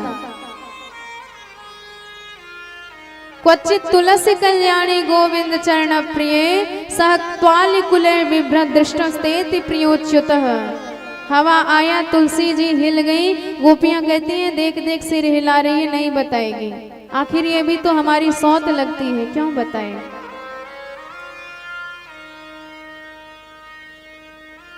इधर आगे बढ़ी तो 2 चरण के चिन्ह दिखाई दिए, कुछ टूटे हुए पुष्प। गोपियां कहती हैं कि लगता है श्याम किसी को लेकर गए हैं अपने साथ। जलन होने लगी। और जो हमारे प्रभु के साथ गई हैं वो कोई और नहीं, भगवान की कृपा शक्ति किशोरी जी हैं, राधा रानी सरकार हैं। पर किशोरी जी जानती हैं मैं जब तक गोपियों के पास नहीं जाऊंगी, भगवान भी गोपियों के पास नहीं जाएंगे। किशोरी जी कहने लगी सरकार अब चला नहीं जाता। भगवान ने कहा कि मेरे कंधे पर विराजमान हो जाइए और बताइए कहाँ चलना है। स्कंद आरोह्यताम।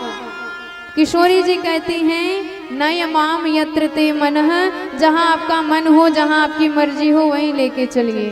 और भगवान की मर्जी तो भगवान के भक्तों के साथ ही है। गोपियों में मन लगा है सरकार का, प्रभु वहां से भी अंतर्हित। और जो किशोरी जी मन में भी कभी सरकार का विरह सह नहीं पाती, आज जैसे ही गायब हुए सरकार किशोरी जी के पास से, तो किशोरी जी असहनीय पीड़ा से घिर गई। इतनी पीड़ा उनके हृदय में, श्याम श्याम पुकार रही हैं। और गोपियों ने देखा वह विरहमय हाल राधा जी का, उनके पास आई और भगवान के विरह में उनका साथ देने लगी। सबके साथ मिलजुल के यमुना तट पे आई किशोरी जी और विरह भरा प्रेम भरा एक दिव्य 19 श्लोकों में कनक मंजरी छंद में गीत गाती हैं कि यदि ये सुन के भी श्याम नहीं आए तो इसे यमुना जल में शरीर का परित्याग कर देंगे, जिसे गोपी गीत कहा जाता है। और जो भी इस गोपी गीत का नित्य पाठ करता है उसके जीवन में भगवान की पराभक्ति आती है। पुनः पुलिनमागत्या कालिंद्या कृष्ण भावना समवेता जगो कृष्ण आइए बड़े भाव से हम सब भी भगवान को पुकारें, भगवान को याद करें। बोल भक्त वत्सल भगवान की जय हो। जयति तेऽधिकं जन्मना व्रजा शयत इन्दिरा शाश्वतत्रयी। जयति तेऽधिकं जन्मना व्रजा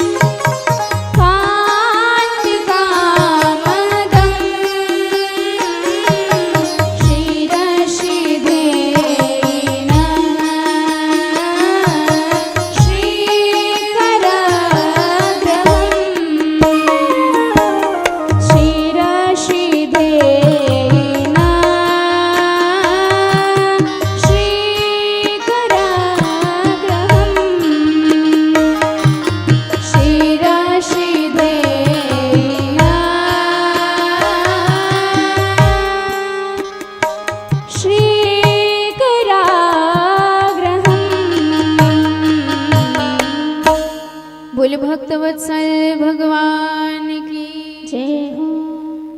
यत्ते सुजात चरणाम्बुरुहं स्तनेषु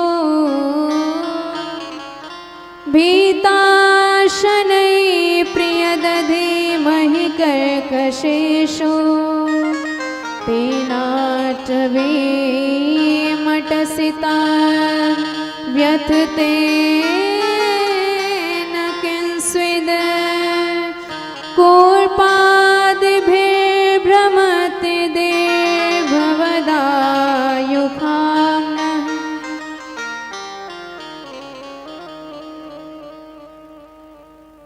सारी गोपियां भगवान को पुकारती हैं कि हे प्यारे, जब से आपका जन्म वृंदावन में हुआ इसकी महिमा वैकुंठ से भी बढ़ के हो गई, क्योंकि वैकुंठ में तो आपके दर्शनों के लिए लाइन लगानी पड़ती है, पर वृंदावन में कब किस गोपी के पीछे, कब किस गैया के पीछे, ग्वाल के पीछे आप मिल जाए कोई भरोसा नहीं। इतने सुलभ आप वृंदावन धाम में यहाँ आके परम चंचला लक्ष्मी भी अचला हो गई हैं।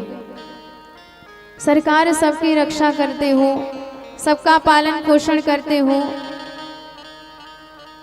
पर आज हम आपकी दासी होकर दर दर भटक रही हैं, ये आपके अनुकूल नहीं है। अरे इतने करुणा वरुणाले सरकार हो आप, ये आपके शोभा के अनुकूल नहीं है कि आपके भक्त दर दर भटकते रहे, रोते रहे, तड़पते रहे। गोविंद हमारे प्राण भी नहीं निकल सकते, क्योंकि ये प्राण अटक गए हैं।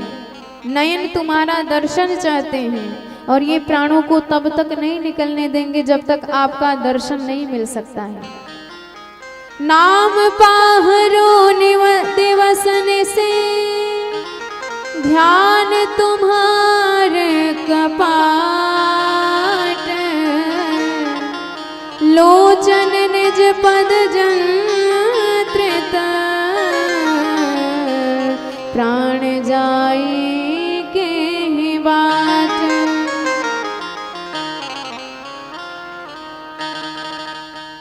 गोपियां कहती हैं कि बड़ी बड़ी प्रतिज्ञाएं करते हो, कितने असुर को तुमने चुटकी में मार दिया, पर आज विरहासुर के द्वारा हमारा वध कर रहे हो आप। अरे दर्शन के लिए किसी को तड़पाना ये वध नहीं तो और क्या है? प्रेमियों का वध करते हो आप। कोई वृक्ष भी लगाए जहरीला अपने हाथ से उसे भी नहीं काटता है, और हम तो आपके द्वारा रक्षित हैं और आज आपके लिए तड़प रही हैं, आपके दर्शन पाने के लिए तरस रही हैं। तुम इतने कठोर हो, यशोदा नंदन हो ही नहीं सकते हो। अरे यशोदा मैया कितनी कृपालु, कितनी ममतामयी, दयामयी, वात्सल्यमयी, स्नेहमयी हैं, और उनके तुम जैसे निष्ठुर बेटा। न खलु गोपिका नंदनो भगवान, अखिल देहि नाम अंतरात्मदृक्।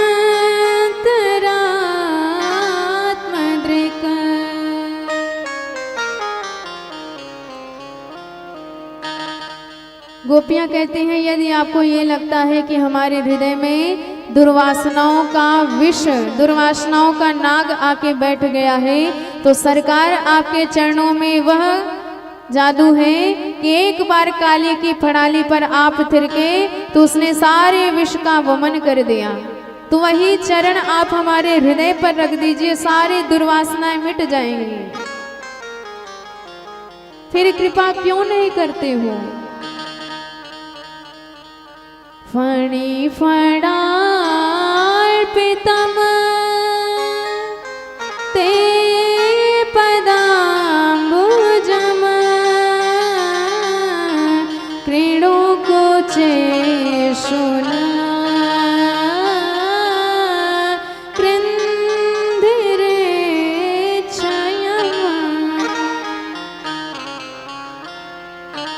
हम चाह के भी नहीं मर सकते, क्योंकि आपकी अमर कथा का पान कर लिया है। तव कथामृतम तप्त जीवनम कविभिरीडितम कल्मषापहम। अंतिम में गोपियां कहती हैं कि ठीक है, नहीं मिलना है मत मिलिए, हमें नहीं दर्शन देना है मत दीजिए, आप प्रसन्न रहिए, पर प्रभु कम से कम एक जगह बैठ जाइए। आप यदि भागेंगे तो आपको ढूंढने के लिए हम भी भागेंगे, तो आपको कष्ट होगा। आपके पैर में यदि कांटे कंकर इत्यादि चुभेंगे, कष्ट तो आपको होगा, पर दर्द पीड़ा हमें होगी। इसलिए शांत हो जाइए। गोपियां अंतिम में रुदन करने लगती हैं एक स्वर में, इति गोप्यः प्रगायन्त्यः प्रलपत्यंश चित्रधा रोरुदुः सुस्वर राजन कृष्ण दर्शन लालसा। और जब गोपियां रोने लगी तब श्याम अपने आप को रोक नहीं पाए, सारी गोपियों के मध्य प्रकट हो गए। और भगवान की वह झांकी जो प्रकट हुई है, वो मन को मत देने वाले मनमथ कामदेव के मन को भी आज मत दे रहा है। तासामावे वत्सरे स्वयमान मुखाम्बुज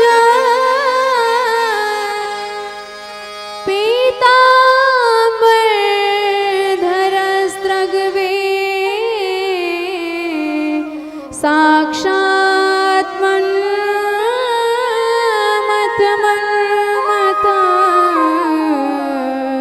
साक्षात् मन्मथमन्मथा।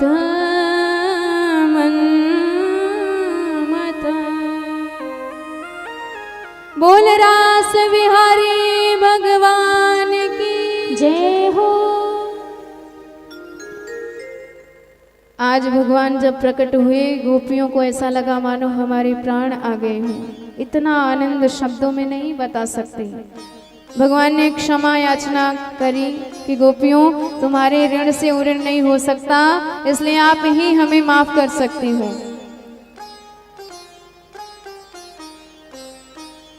भगवान कहते हैं कि मिलन का सुख तभी समझ में आता है जब विरह हुआ हो। जब तक धूप ना लगी हो तब तक छांव का महत्व नहीं समझ में आता। जब तक प्यास ना लगी हो तब तक जल का महत्व समझ में नहीं आता है। ठीक इसी प्रकार जब तक विरह ना हो, आप विरह की अग्नि में जले ना हो, तब तक मिलन का सुख, संयोग का सुख नहीं समझ में आता है। गोपियां निहाल हो गई।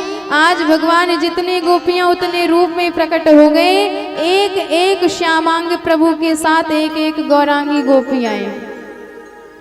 सुखदेव जी तो अपने शब्द छटा में ही नाचने लगे। पादन्यासै भुज विदुतुभि सस्मितै भ्रू विलासै भज्जन मध्यश्चल कुचपटै कुंडलैर गंडलोलै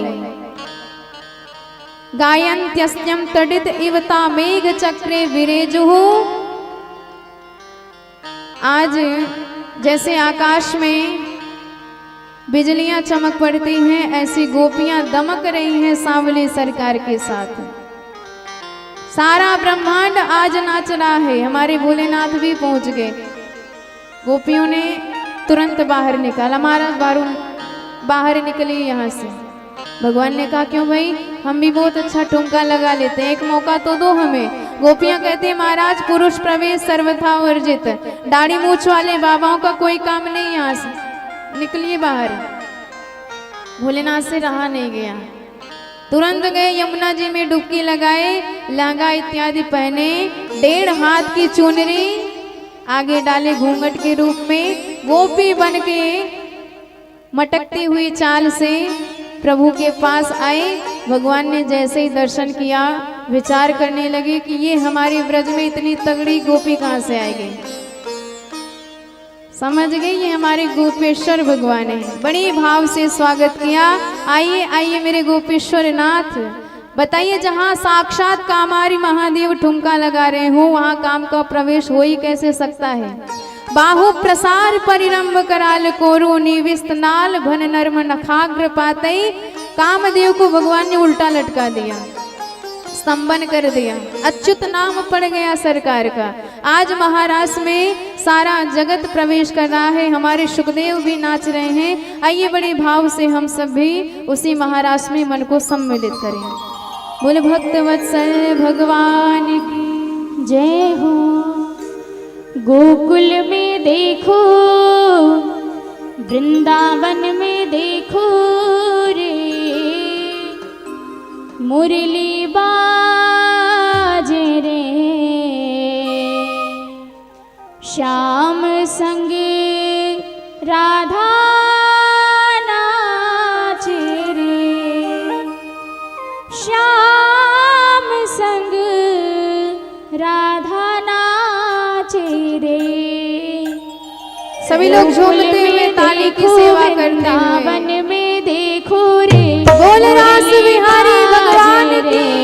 श्याम संग राधा नाचे रे, श्याम संग राधा नाचे रे।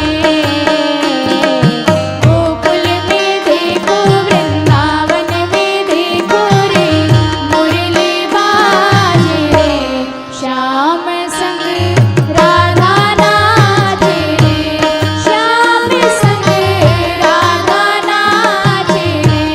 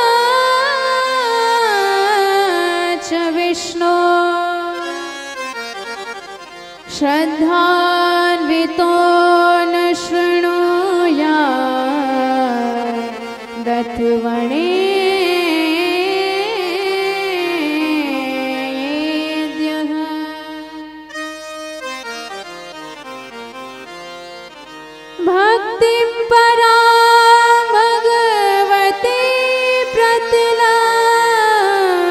कामान् हृद्रोगमाश्रपहिनो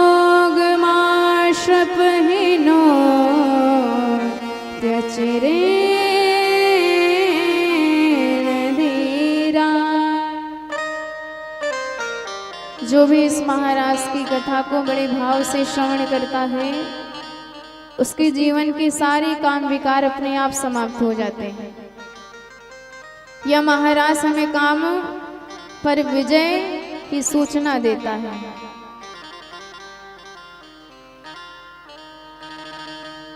एक बार सारे ब्रजवासी अंबिकावन में गए तो वहां एक सर्प ने नंद बाबा का पैर पकड़ लिया। भगवान ने जैसे ही चरण से स्पर्श किया तो वह दिव्य भव्य पुरुष के रूप में प्रकट हो गया। उसने बताया कि मैं सुदर्शन नाम का विद्याधर था।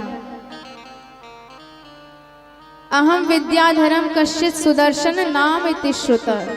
पर मैं संतों का अपमान करता था। एक दिन मैंने एक संत को कह दिया कि देखो देखो महाराज कैसे ठुमका मारकर चल रहे हैं लहरा लहरा के। संत ने श्राप दे दिया कि तुम भी इसी तरह सर्प बन के लहरा लहरा के चलोगे। तो धन्य है संत का श्राप जिसने मुझे भगवान के दर्शन करा दिया। शापो में नुग्रहाणैव कृतस्तै करुणात्मभिः। अब एक दिन कंस चिंतित हुआ कि इतने दैत्य हमने भेजे पर न जाने नंद कृष्ण बलराम कौन है कि जाते तो सभी दैत्य हैं पर लौट के कोई नहीं आता है। नारद जी ने बताया ये कोई और नहीं तुम्हारी बहन देवकी के 7वें 8वें लाला है। अब एक काम करो दोनों को यहीं बुलवा लो किसी ना किसी बहाने। यदि ये यहाँ आ जाएंगे तो मिलजुल के तुम सब उसे ठिकाने लगा देना। तो कंस ने अक्रूर को बुलवाया और कहा कि रथ लेके जाओ कृष्ण बलराम को यहाँ मेला घुमाने के बहाने लेके आओ। अक्रूर जी जा रहे हैं मार्ग में विचार करते जा रहे हैं कि धन्य है मेरा सौभाग्य आज भगवान का दर्शन करूंगा। कितना सुंदर उनका दिव्य वेश होगा।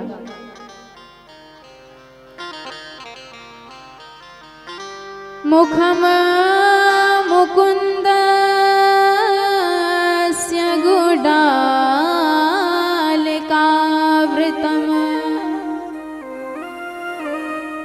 प्रदक्षिणं मे प्रचरन्ति वै मृगा। भगवान के पुष्प धनु समान नयन होंगे, मछली के समान प्रभु के नेत्र होंगे, शुकपिंड के समान नासिका होगी, रसगुल्ले के समान सरकार के गाल होंगे, बिंबा फल के समान लाल लाल प्रभु का अधर होगा। आज वही रूप निहारूंगा जाके। सुबह निकले शाम को वृंदावन पहुंचे और जैसे ही प्रभु के चरण चिन्ह देखा सो उसी चरण चिन्ह में लौटने लगे। भगवान उठा करके हृदय से लगा लिए और जब कुशलता पूछते हैं तो कुछ बोल ही नहीं पाते हैं। भगवान समझ गए। चाचा जी आप चिंता मत करिए, जब तक कंस रूपी कैंसर मथुरा में है तब तक कोई कुशल नहीं है, हम इलाज करेंगे। बाबा से केवल मेला घूमने की बात कहना। तो सारे ब्रजवासी भी बैलगाड़ी से मथुरा की तरफ चल दिए और प्रभु रथ में बैठ के बलराम जी के साथ जा रहे हैं। गोपियों को पता चला तो रास्ते में लेट गई कि जाने नहीं देंगे, पर प्रभु ने कहा कि आज जाएंगे, कल मथुरा का मेला घूमेंगे, परसों आ जाएंगे। सो जाने दिया। अक्रूर जी को चिंता हुई कि ये तो ब्रज के प्राण हैं और हम इन्हें ले जा रहे हैं, कुछ अहित हो गया तो क्या उत्तर देंगे। भगवान ने सोचा कि इन्हें अपना भव्य स्वरूप दिखाना पड़ेगा, अपनी शक्ति दिखानी पड़ेगी। अक्रूर जी स्नान करने के लिए यमुना जल में जैसे नीचे उतरे, डुबकी लगाई, सो साक्षात भगवान ने अपना दिव्य वेश दिखाया। शीश नाग पर प्रभु विराजमान। और जैसे ही बाहर निकल के देखा तो प्रभु रथ में विराजमान हैं।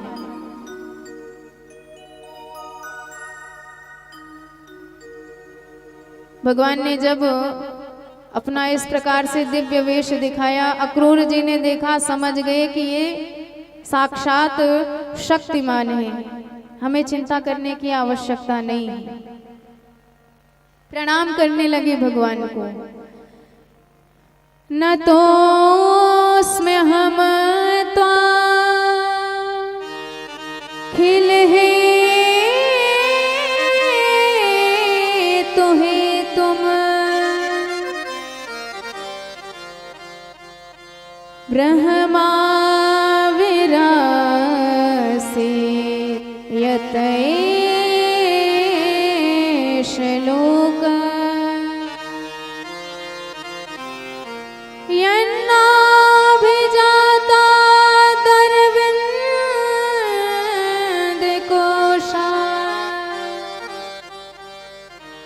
नारायणम पुरुषमाद्यमाव्यमा। बोले भक्तवत्सल भगवान की जय हो। तो प्रभु शाम के वक्त मथुरा नगरी में आए और बाबा से आज्ञा लेके मथुरा नगर घूमने गए। और जैसे मथुरा वासियों को पता चला कि हमारे इस नगरी में कृष्ण बलराम आए हैं जिन्होंने पूतना को मार डाला, बकासुर को मार डाला, तो सारे मथुरा वासी गलियों में निकल निकल के प्रभु का दर्शन कर रहे हैं। धाए धाम काम सब त्यागी, धाए धाम काम सब त्यागे, धाए धाम काम सब त्यागे, धाए धाम काम सब त्यागे। मनहु रंग निधि लूटन लागे, मनहु रंग निधि लूटन लागे, धाए धाम काम सब त्यागे, मनहु रंग निधि लूटन लागे, धाए धाम काम सब त्यागे, मनहु रंग निधि, मनहु रंग निधि, मनहु रंग निधि लूटन लागे। बोले भक्तवत्सल भगवान की जय हो। खूब जय जयकार भई, सारे ब्रजवासी हक्के बक्के, लाला बड़ी जय जयकार है रे। कन्हैया कहते तो पहली बार मामा जी के गांव में आए हैं, सो भाई मामा जी को भांजो पहली बार मामा जी के घर आएगा तो उसकी जय जयकार स्वागत तो होएगी, जैसा हम यहाँ अनुभव कर रहे हैं। मामा जी का ही गांव लगता है, इसलिए वैसा ही प्रेम मिल रहा है सबसे। बोले भक्तवत्सल भगवान की जय हो। सारे ब्रजवासी बोले तो पहले बताते कि मामा जी के ताई जानो है, बढ़िया बगलबंदी पहन के थापक हुआ चंदन लगाए के आते। अब यहाँ कपड़ा में भिखमंगा नहीं लगेंगे। प्रभु ने कहा चिंता मत करो, आगे व्यवस्था करते हैं। दो भी जा रहा था, मूछ पे ताव देते। कन्हैया ने पीछे से कहा मामा जी राम राम। मुड़ के देखा, क्यों भाई मामा कैसे बोला? सरकार कहते हैं भाई मामा जी के गांव में सबरे मामा, सभी मामा कहे जाएंगे, तो यही नाते आपो मामा भाई। अच्छा तो तुम्हें ही कृष्ण बलराम हो, और मुझे पतो है कंस ने तुम्हें यहाँ क्यों बुलाया है। भगवान ने कहा जब पता है तो बढ़िया बढ़िया कपड़ा निकाल के दे दो, पहन करके स्वागत करवाए में आनंद आ जाएगा। तो भी बोला गवार कहीं के, पूरी जिंदगी गुजार दी गायों के पीछे, आज ये राजसी वस्त्र पहनेगा तू। भगवान ने एक थप्पड़ लगाया, एक थप्पड़ में रजगस्य कराग्रेण शिरः काया दपाते, धड़ से अलग हो गया सिर उसका। सबरे कपड़े सबरे ब्रजवासी पहन लिए, कपड़े हैं तो बड़े चमकीले भड़कीले, पर पूरी रास्ता साफ कर रहे हैं, सड़क साफ है रही। अब वहां से आगे बढ़े तो दर्जी ने सबके नाप ले लेके कपड़े बराबर कर दिए। आगे सुदामा नाम के माली ने पुष्पों की माला पहनाई, चंदन की कमी थी, सो कंस की दासी सैरेंद्री चंदन का पात्र लिए जा रही थी। भगवान ने पीछे से पुकारा, अरे ओ सुंदरी जी। पहली बार संबोधन सुना तो पीछे मुड़ के देखा, छटा निहार के बावली हो गई, दौड़ी दौड़ी आई, सरकार क्या काम है? भगवान ने कहा, परिचय कराओ, कौन हो तुम? दासस्म्यहम सुंदर कंस सम्मता त्रिवक्र नाम यनुलेप कर्मणि मदभावितम भोजपते रते प्रियम विनायुवां कुण्यतमस्तदर्हति।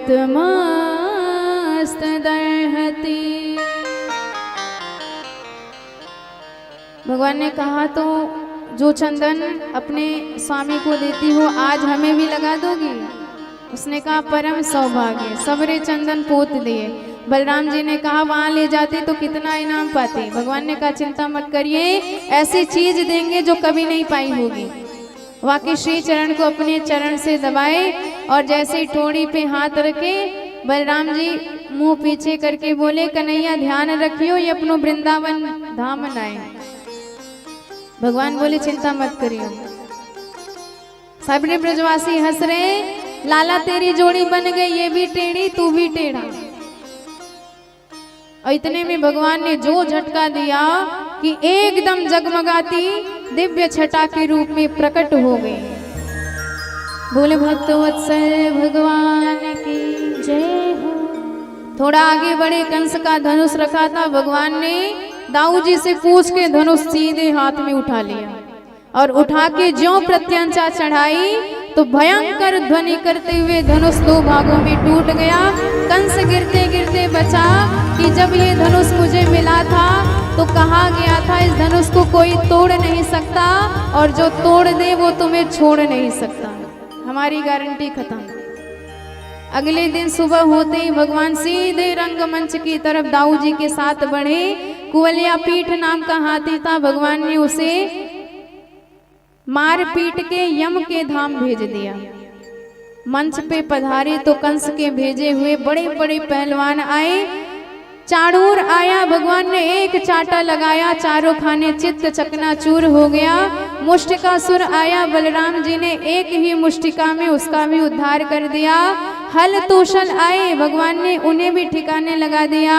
कूट नाम का दैत्य कूदता हुआ आया, भगवान ने उसे भी कूट पीस दिया। कंस पागल हो गया। बांध लो दोनों बच्चों को, भागने ना पाए। पहले इन्हें मारूंगा, फिर इनके माँ बाप को मारूंगा, फिर अपने माँ बाप को मारूंगा। भगवान समझ गए इसका तो काम तमाम। एक छलांग लगाए, कंस के सिंहासन के पास नजर आए। भगवान ने बाल पकड़ के घुमाया, याद दिलाया कि विवाह की वेला में मेरी मैया के बाल तुमने ऐसे ही घुमाए थे। घुमाते हुए भगवान ने जोरदार धक्का दिया, मंच पे गिरा। सारे विश्व का भार लिए गोविंद उसकी छाती पर कूदे और उसका भी उद्धार हो गया। चाणूरे मुष्टि के खूटे, शले तो शल के हते, शले तो शल के हते। शेषापदु द्रवो मल्ला, सर्वे प्राण करे सव, सर्वे प्राण करे सव।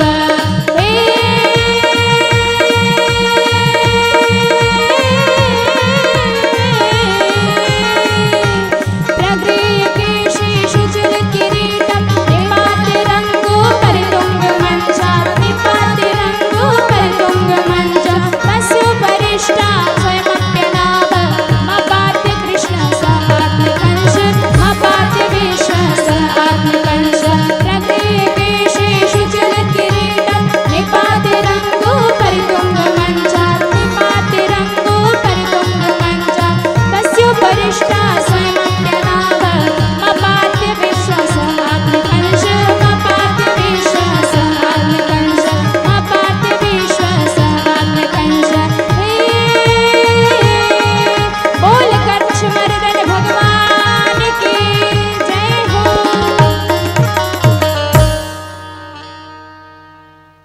तो इस प्रकार भगवान ने कंस का वध किया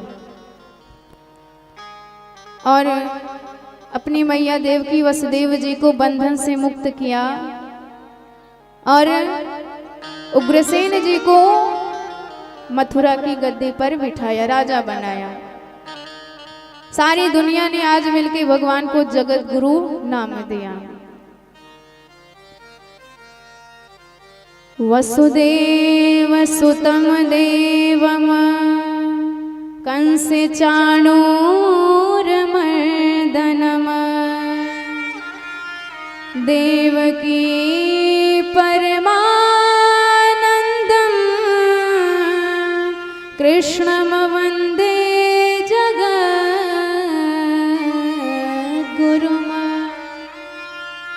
बोले कृष्ण भगवान की जय हो। शास्त्रखंड सारे ब्रजवासियों को भगवान ने वृंदावन भेज दिया कि अब हम कुछ समय अपने माता पिता की सेवा में व्यतीत करना चाहते हैं। तो भगवान शिक्षा प्राप्त करने के लिए सांदीपनी मुनि के आश्रम में गए, उज्जैन मध्य प्रदेश। शिक्षा ग्रहण करके वहां से आए, प्रभु का जनेऊ संस्कार हुआ।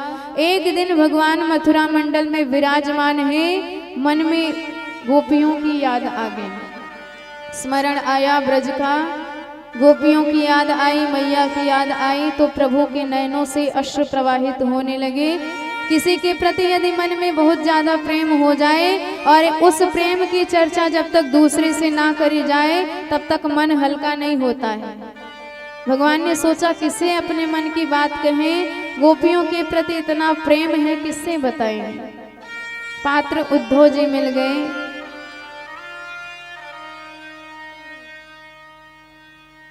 उद्धव जी को बुलाया भगवान ने और आज उन्हें आदेश देते हैं कि आप वृंदावन धाम चले जाओ। जो गोपियां मुझे अपना प्राण मानी बैठी हैं, उन गोपियों को जाके ये बताओ कि मुझे भूल जाएं, क्योंकि जब तक वो मुझे भूलेंगी नहीं उनका जीवन संयमित रूप से नहीं चल सकता है।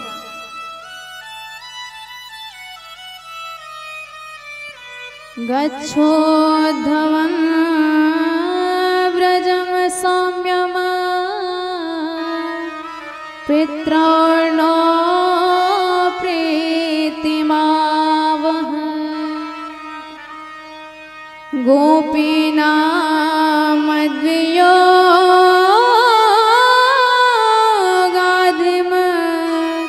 मत्सन्देशे विमोचय।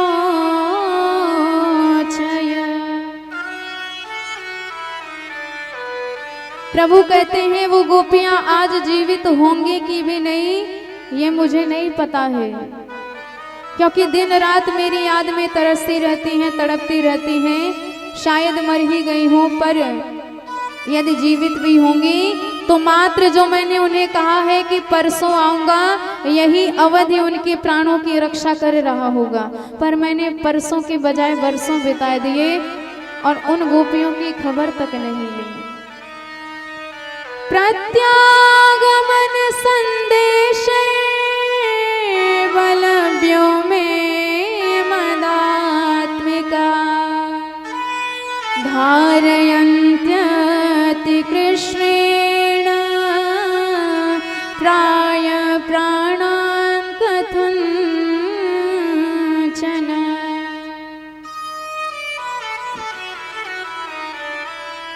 उद्धव जी सोच रहे हैं कि वो गोपियां कहाँ से मेरे वचन समझेंगे।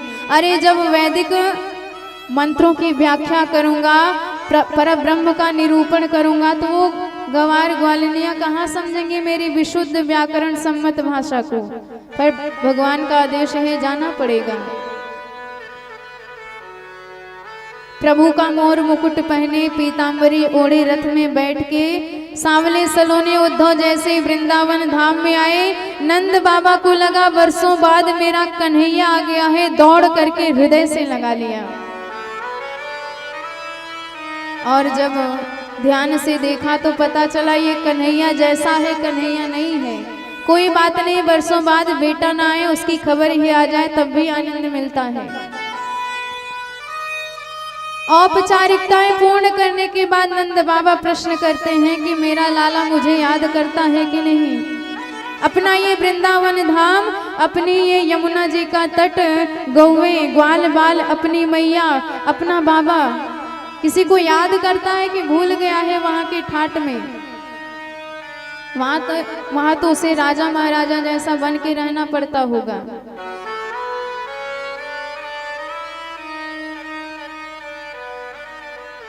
आप स्मरत ना कृष्ण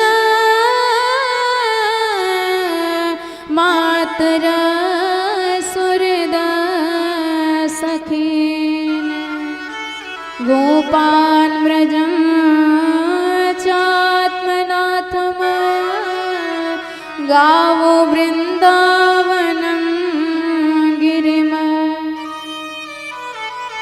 और यशोदा मैया का तो प्रेम अनोखा है। लाला की याद भर आ जाए तो नैनों से झरझर अश्रु प्रवाहित होने लग जाता है।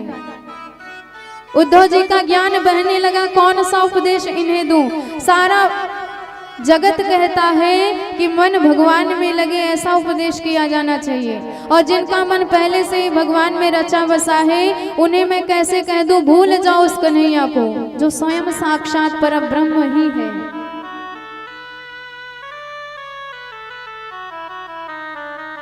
हाय यशोदा प्रेम तेरो वर्णत नहीं बने बखानी, आंचल से तेरे दूध बहे और बहे नयन से पानी। मैया मैया जो कहता था भूल गया कैसे तुमको, जब बंधन में बांध रखा था तोड़ गया कैसे उनको। मत रोना माँ छलिया है वो कपटे की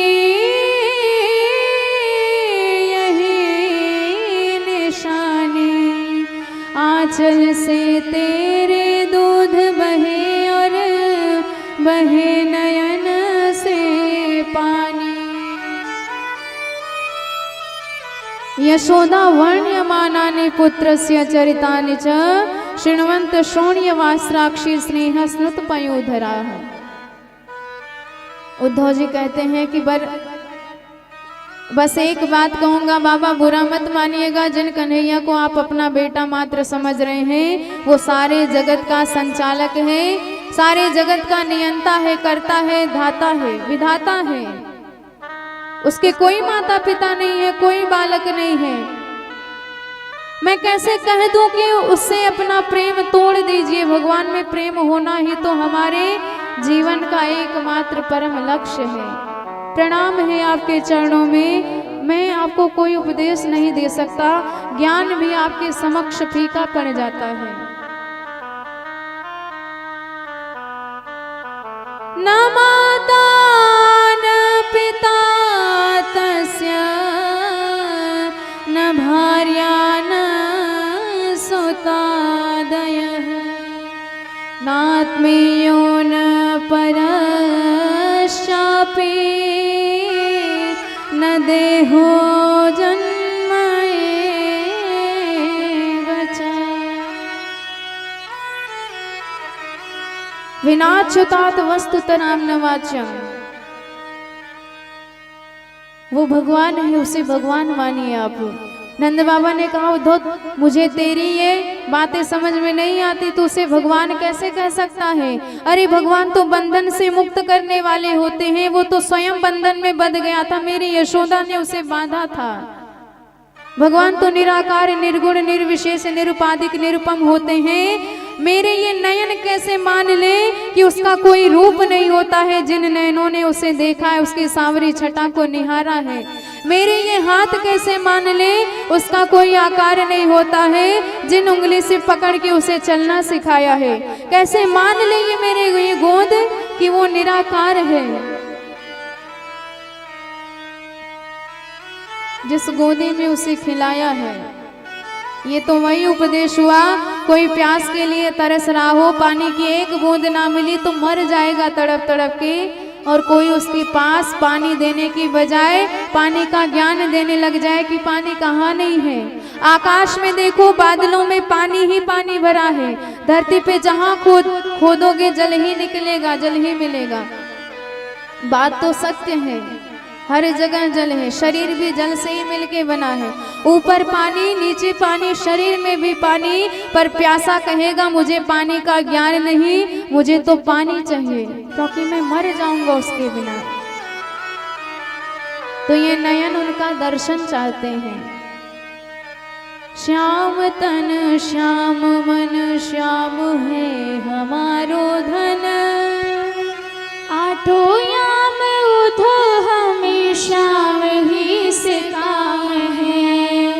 श्याम मन श्याम तन श्याम है हमारो धन, आठो याम उधो हमें श्याम ही से काम है। श्याम ही श्याम जी श्याम बेलो नाही धिया, आधे की सिलाठरी आधार श्याम नाम है। श्याम गति श्याम मति श्याम है प्राणपति, श्याम सुखदाई शुभलाई शोभा धाम है। उधो तुम भले बरतात लेके आएगा, जोग कहाँ राखे यहाँ रोम रोम श्याम है।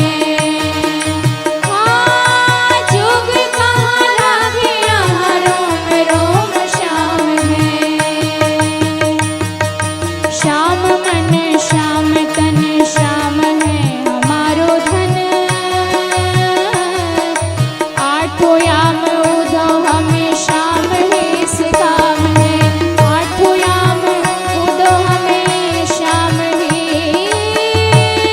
से काम है। बोल भक्त वत्सल भगवान की जय। गोपियों की दशा और निराली, भगवान के प्रेम में इतनी पागल हैं कि भौरे से ही बात करने लग जाती हैं, उसी को डांटने लग जाती हैं। उसी भौरे में उन्हें वह सांवरा सलोना कन्हैया नजर आता है। सच्चे जो आशिक होते हैं वो कभी भटकाए नहीं जाते हैं, कदम एक बार जो आगे रखते हैं वो कभी लौटाए नहीं जाते हैं।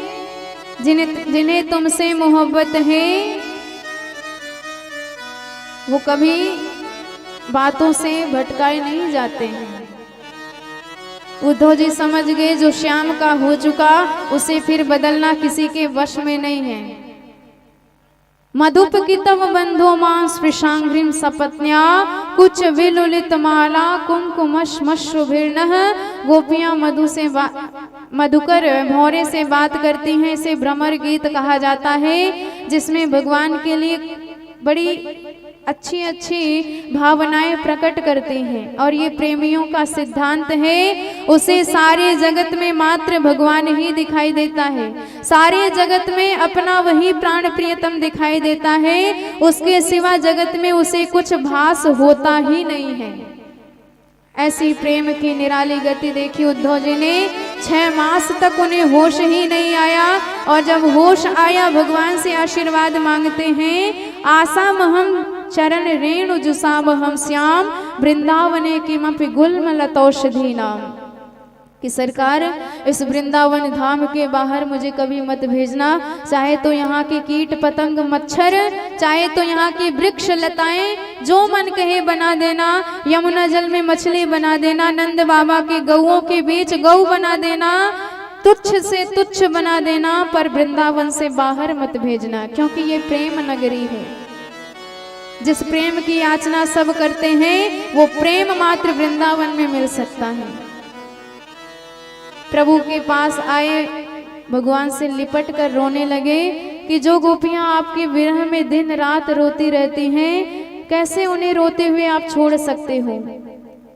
भगवान ने उन्हें दिव्य दृष्टि प्रदान करी, और तब उद्धव जी को पता चला कि किशोरी जी और श्याम देखने में अलग अलग हैं, पर ये एक हैं। जैसे दीपक ज्योति कभी अलग नहीं हो सकते, जैसे दूध सफेदी कभी अलग नहीं हो सकते, जैसे शब्द अर्थ एक दूसरे से कभी अलग नहीं हो सकते, ऐसे राधे श्याम एक हैं, कभी अलग नहीं होते हैं। एक ज्योतिर्भूत वेधा राधा माधव रूपकम। बोले राधे श्याम भगवान की जय हो। अब दशम स्कंद के उत्तरार्ध में भगवान के विवाह का दिव्य वर्णन किया गया है। जरासंध जो कंस का ससुर था, इसे पता चला कि कन्हैया ने कंस का वध किया है, तो 23 अक्षौहिणी सेना के साथ भगवान पर 17 बार आक्रमण किया और भगवान ने हर बार उसे हरा दिया। 18वीं बार आ रहा था तो नारद जी ने काले वन को भेजा, जो म्लेच्छों का राजा है, और भगवान उसे चकमा देके गुफा में छिप गए। पीताम्बरी सोते हुए मुचकुंद जी पर डाल दी। काले वन को पता नहीं चला और जैसे ही लात मारी मुचकुंद जी को, नींद खुली तो जल करके भस्म हो गया। और 18वें युद्ध में सरकार लड़ते लड़ते भाग लिए और प्रभु का नाम पड़ गया रणछोड़। बोले रणछोड़ भगवान की जय हो। प्रवर्षण पर्वत पर विराजमान थे। जरासंध ने पूरे पर्वत को घिरवा के आग लगवा दी। भगवान वहां से सीधे समुद्र में कूद गए और समुद्र में विश्वकर्मा जी ने पहले से ही द्वारिकापुरी का निर्माण किया था। सारे मथुरा वासियों को भगवान ने वहां भेज दिया। 25 वर्ष की अवस्था में द्वारिकाधीश बने विराजमान हैं द्वारिकापुरी में। बोले द्वारिकाधीश भगवान की जय हो। और प्रथम विवाह रुक्मिणी जी के साथ संपन्न हुआ, वो भी राक्षस विधि से। भगवान भीष्मक सुता रुक्मिणी रुचिरानना राक्षसेन विभानेन उपयेमा इति श्रुतम्।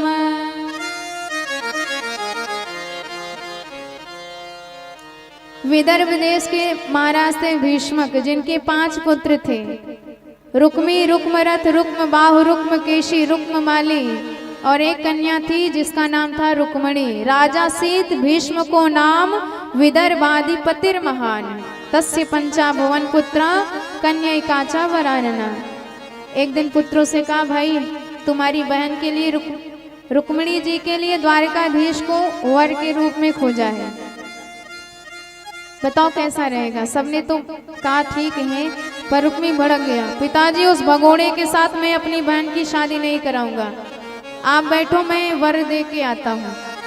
सुबह गया, शाम को आया, पिताजी तैयारी करो परसों बारात आ रही है। अब बारात आएगी जो शिशुपाल लेके आएगा, सिंधु नरेश दम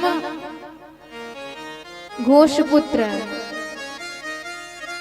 रुक्मिणी जी ने जब ये खबर सुनी, धड़कन तेज भई, मेरे हृदय में तो द्वारिकाधीश बैठे हैं और न जाने बारात कहाँ से आ रही है। भाभीियों के सामने रोने लगी। भाभीियों ने कहा, बहन रोने से काम नहीं बनेगा, एक पत्र अपने प्रियतम के पास भेज दो। 7 श्लोकों में पत्र लिखा, पंडित जी को थमाया, महाराज ये पत्र नहीं प्राण है, मेरे प्राण प्रियतम के पास शीघ्र पहुंचिए। और जैसे ही पंडित जी ने पत्र थमाया द्वारिकाधीश को, द्वारिकाधीश ने पत्र पढ़ा तो रुक्मिणी जी बड़े भाव में सरकार को पुकारती हैं, उन्हें बुलाती हैं। श्रुत्वा गुणन भुवन सुंदर शृण्वतां ते निर्विश्य कर्ण विवरै हरितो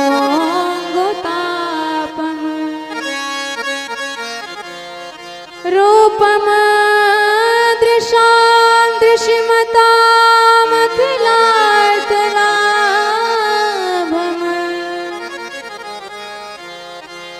त्वय्यच्युता विशति चेत् तपपात्रपं मे।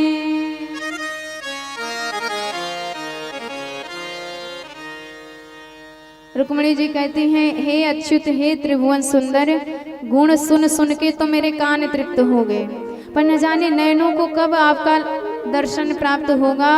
और मैं तो आपको अपना मान चुकी हूँ, भले ही मर जाऊं, भले ही अनेक जन्म लेने पड़े, पर आपके सिवा आप किसी की नहीं हो पाऊंगी। और दुर्भाग्य से मेरी बारात कहीं और से आ रही है, सो आप आइए और मुझे अपनी दुल्हन बना के यहाँ से ले जाइए। मैं उपाय बताती हूँ कि कहाँ हम मिलेंगे।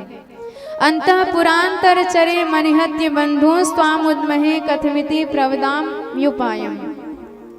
हमारे यहाँ का नियम है, जिस भी कन्या का विवाह तय होता है गिरजा पूजन करने मंदिर जाती है। सो मैं भी सखियों के साथ आऊंगी, आप मुझे वहीं दर्शन दीजिएगा। भगवान ने सुना तो पंडित जी से कहने लगे, भाई यही हालत हमारी भी थी, हम भी रुक्मिणी जी के दीवाने थे, पर अब तक उनके मन की बात पता नहीं थी। आज पता चल गई तो देर करने की कोई आवश्यकता नहीं है। और इधर रुक्मिणी मैया बार बार भोलेनाथ को याद कर रही हैं कि बड़े सोमवार के व्रत किए हैं, आज कोई मेरे प्रतिकूल नहीं होना चाहिए, आज मुझे सारे व्रत का फल चाहिए। दुर्भगायान में धाता नानुकूलो महेश्वर देवी वा विमुखा गौरी रुद्राणी गिरिजा सतिम। सामने से पंडित जी आए, उन्होंने कहा बेटी उसके साथ आया हूँ, मंदिर में तुझे दर्शन देगा। परम प्रसन्न हुई, खूब आशीर्वाद दिया पंडित जी को। और इधर बैंड बाजे के साथ शिशुपाल भी आ गया, नगर में हल्ला मच गया, दूल्हा आ गया। रुक्मिणी ने कहा पिताजी उस दिन तो कुछ कर नहीं पाया था, तो आप जाइए सगाई करके आइए। भीष्मक जी सगाई का सामान लेके गए, मार्ग में द्वारकाधीश मिल गए, तो सोचा पहले इनसे ही मिल ले। और प्रभु का वेश इतना सुंदर, सैनिकों को लगा हो न हो दूल्हे सरकार यही है। सारा सगाई का सामान भगवान के चरणों में चढ़ा दिया। सगाई होनी थी शिशुपाल की और चढ़ गई गोपाल की। द्वारकाधीश ने कहा भाई हमें बड़ा काम है, बाद में मिलेंगे फुर्सत में। प्रभु तो चले गए। इधर जैसे ही जरासंध आदि दुष्टों को पता चला कि हमारे इस शिशुपाल के विवाह में द्वारकाधीश भी आया है, सो उसने समझाया शिशुपाल को कि इसे हल्के में मत लेना। सैनिकों ने कहा सरकार आप चिंता मत करिए, पूरी तैयारी के साथ आए हैं। आदेश दिया शिशुपाल ने पूरे मंदिर को घेर लो। और रुक्मिणी जी पूजा करने गिरिजा मंदिर पहुंची है। दुर्गा मैया की मूर्ति के समक्ष विराजमान होकर बड़े भाव से मना रही है कि हे मैया मेरी मन इच्छा पूर्ण कीजिए, वर के रूप में मुझे द्वारकाधीश भगवान को प्रदान कीजिए।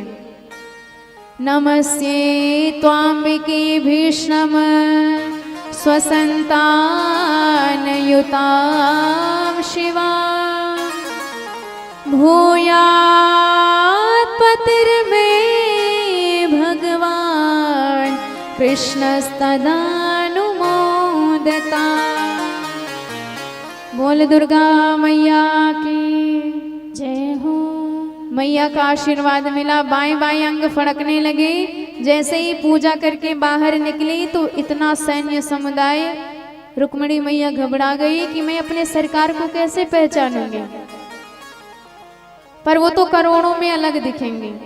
इधर सैनिक जैसे रुक्मिणी मैया का वेश देखे सबके सब पागल हो गए। देखो देखो कैसे सुंदर इनके विशाल बाल हैं, लहरा रहे हैं। हृदय का हार देखो कैसे जगमगा रहा है, इनकी चाल देखो हंस के जैसी है। और रुक्मिणी मैया की दृष्टि एक एक सैनिक पे पड़ रही है, द्वारकाधीश को ढूंढती हुई। और जिस भी सैनिक पर दृष्टि पड़ जाती है वही सोचता है हम भी किसी से कम नहीं। और इधर दृष्टि पड़ते पड़ते जैसे द्वारकाधीश पर दृष्टि पड़ी जो वहां पहुंच चुके थे, आंखें चार गई। भगवान ने हाथ हिलाया, हम ही है, चिंता मत करो। मुस्कान की लहर दौड़ गई। और जैसे ही रुक्मिणी मैया की मुस्कुराहट को सैनिकों ने देखा, सबके सब मानो मोहित हो गए, पागल हो गए, किसी को अपना भान ही नहीं रहा। भगवान बीच में से बढ़े, हाथ बढ़ाया रुक्मिणी जी की तरफ, हाथ अपने हाथ में लिया, बड़े प्रेम से लेके आए, रथ पे विराजमान किया और चाबुक चलाया तो सीधे घोड़े हवा में बात करते दिखाई दिए। सारे सैनिक ले गयो करते रह गए। मार्ग में बलराम जी मिले, उन्होंने कहा लाला तू दुल्हन को लेके जा नगरी में, सारे सैनिकों से हम निपट के आते हैं। हमारे द्वारिकाधीश भगवान दुल्हन लेके द्वारिकापुरी में पहुंच गए हैं। और जैसे ही द्वारिकापुर वालों को पता चला हमारे ठाकुर जी ठकुराइन लेके आए हैं, दुल्हन लेके आए हैं, घर घर मंडप सजने लगे, चारों तरफ आनंद के मंगल के गीत गवने लगे। बड़े भाव से सब प्रभु का विवाहोत्सव मना रहे हैं, क्योंकि ये साक्षात जगत के माता पिता का विवाह है। तो आज वही अवसर हमें भी प्राप्त हुआ है। हम भी झूम झूम के प्रभु के इस विवाहोत्सव में मन को सम्मिलित करें, समर्पित करें और अपने जीवन को परम धन्य व कृतार्थ बनाएं। बोल द्वारिकाधीश भगवान की जय हो।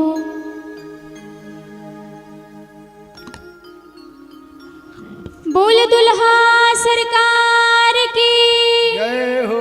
बोल दुल्हन सरकार की जय हो।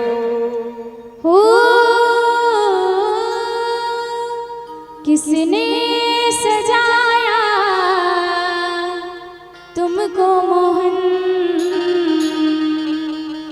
किसने सजाया तुमको मोहन, बड़ा सोना लागे बड़ा प्यारा लागे, बड़ा सोना लागे बड़ा प्यारा लागे। हो किसने सजाया तुमको मोहन, किसने सजाया तुमको मोहन, बड़ा प्यारा लागे बड़ा सोना लागे बड़ा प्यारा लागे। किसने सजाया तुमको मोहन। आप लोग विवाह में आए हुए हैं, किसके विवाह में आए हैं पता है ना आप लोगों को? हमारे द्वारिकाधीश का विवाह है ये, और इस समय विवाह का बड़ा मौसम भी चल रहा है। तो वहाँ जाते हैं, मैंने देखा है बहुत लोग खूब डांस करते हैं विवाह में जा जाके। तो आज आप लोग द्वारिकाधीश के विवाह में आए हैं और हमारी सरकार है वो, तो उनके विवाह में यदि आप लोग नृत्य नहीं करेंगे तो फिर आपके नृत्य करने का कोई मतलब नहीं है। चाहे जहाँ नृत्य करें, लेकिन यहाँ नहीं किए तो उसका कोई मतलब नहीं है। तो ये बताइए पहले कौन कौन बराती है और कौन कौन घराती है, जरा बताइए हाथ उठा के। पहले बराती वाले हाथ उठाएंगे। बराती कौन कौन है? बारात में आप लोग सम्मिलित हो जाइए। और घराती कितने हैं, जरा हाथ उठा के बताइए।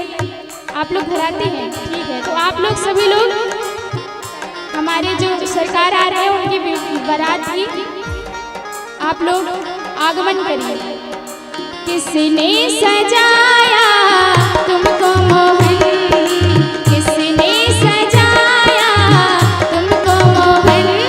और सभी लोग दोनों हाथ उठा के बड़े भाव से गाते हुए बोल द्वारिकाधीश की जय हो। बड़ा सोना लागे बड़ा प्यारा लागे, बड़ा सोना लागे बड़ा प्यारा लागे। हो किसने सजाया तुमको मोहन, किसने सजाया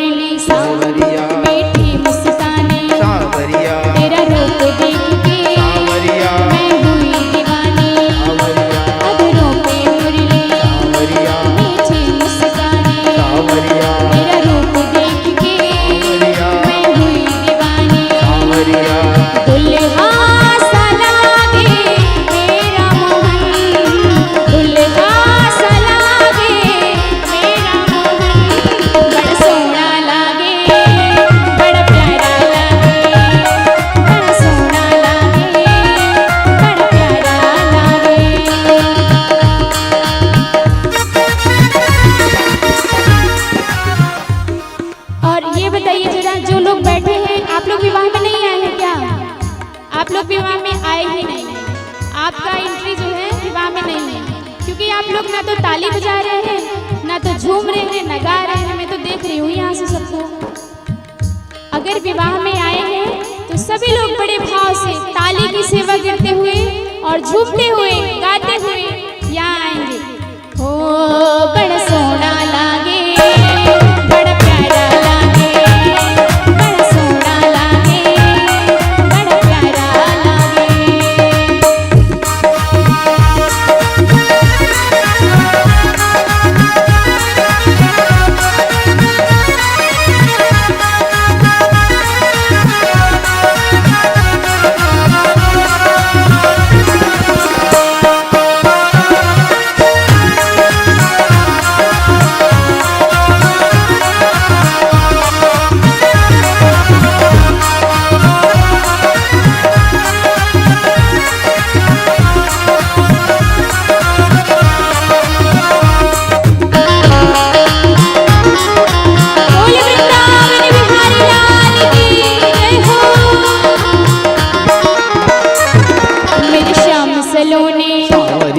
अच्छा चलिए, आप लोग की थोड़ी सी परीक्षा हो जाती है, देखते हैं आप लोग यहाँ हैं कि नहीं है।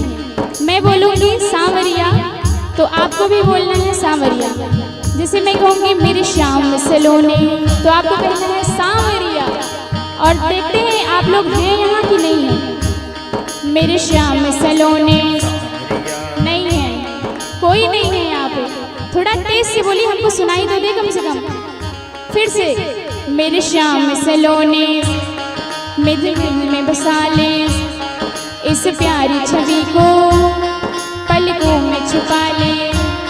मेरे श्याम सलोने मुझे दिल में बसा ले, इस प्यारी छवि को पलकों में छुपा ले। देखो ना जग का झूठा चलन, देखो ना जग का झूठा चलन। बड़ा सोना लागे, बड़ा प्यारा लागे, बड़ा सोना लागे, बड़ा प्यारा लागे। किसने सजाया तुमको मोहन, किसने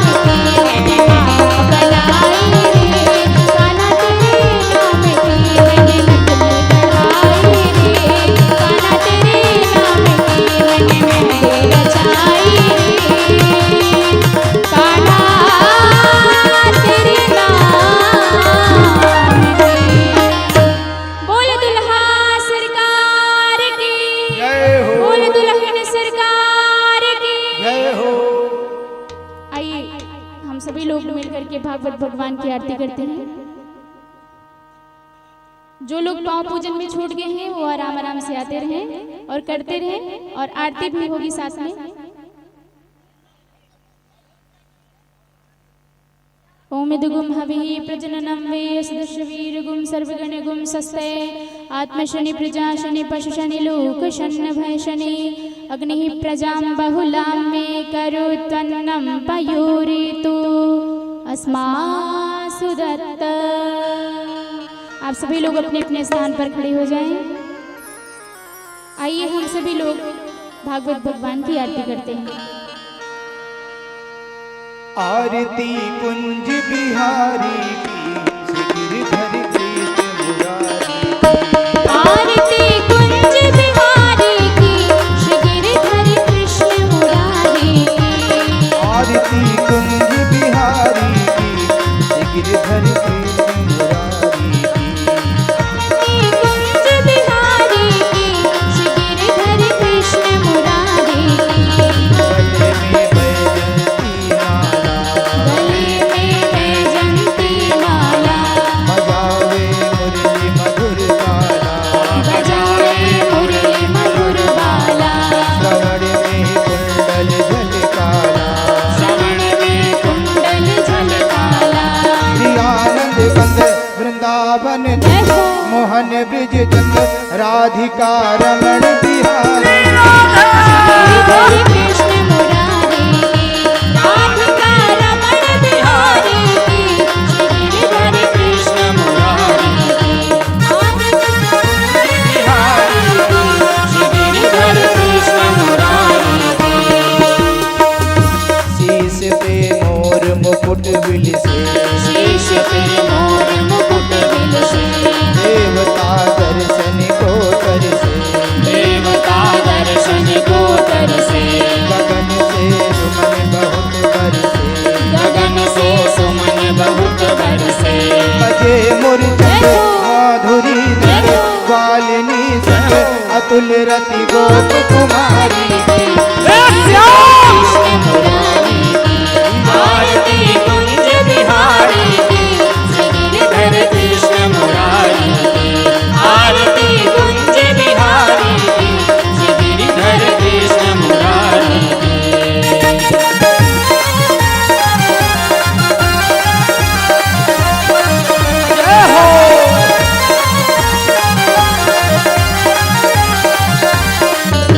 जहाँ से प्रकट भई गंगा। जहाँ पे प्रकट भई गंगा। कलुष कलिहारी श्री गंगा। कलुष कलिहारिणी श्री गंगा। स्मरण से होत मोह भंगा। स्मरण ते होत मोह भंगा। बसी शिव से जटा के हरे यज्ञ चरण छवि श्री बनवारी। गिरधर कृष्ण मुरारी की। आरती कुंज बिहारी की श्री गिरधर कृष्ण मुरारी की।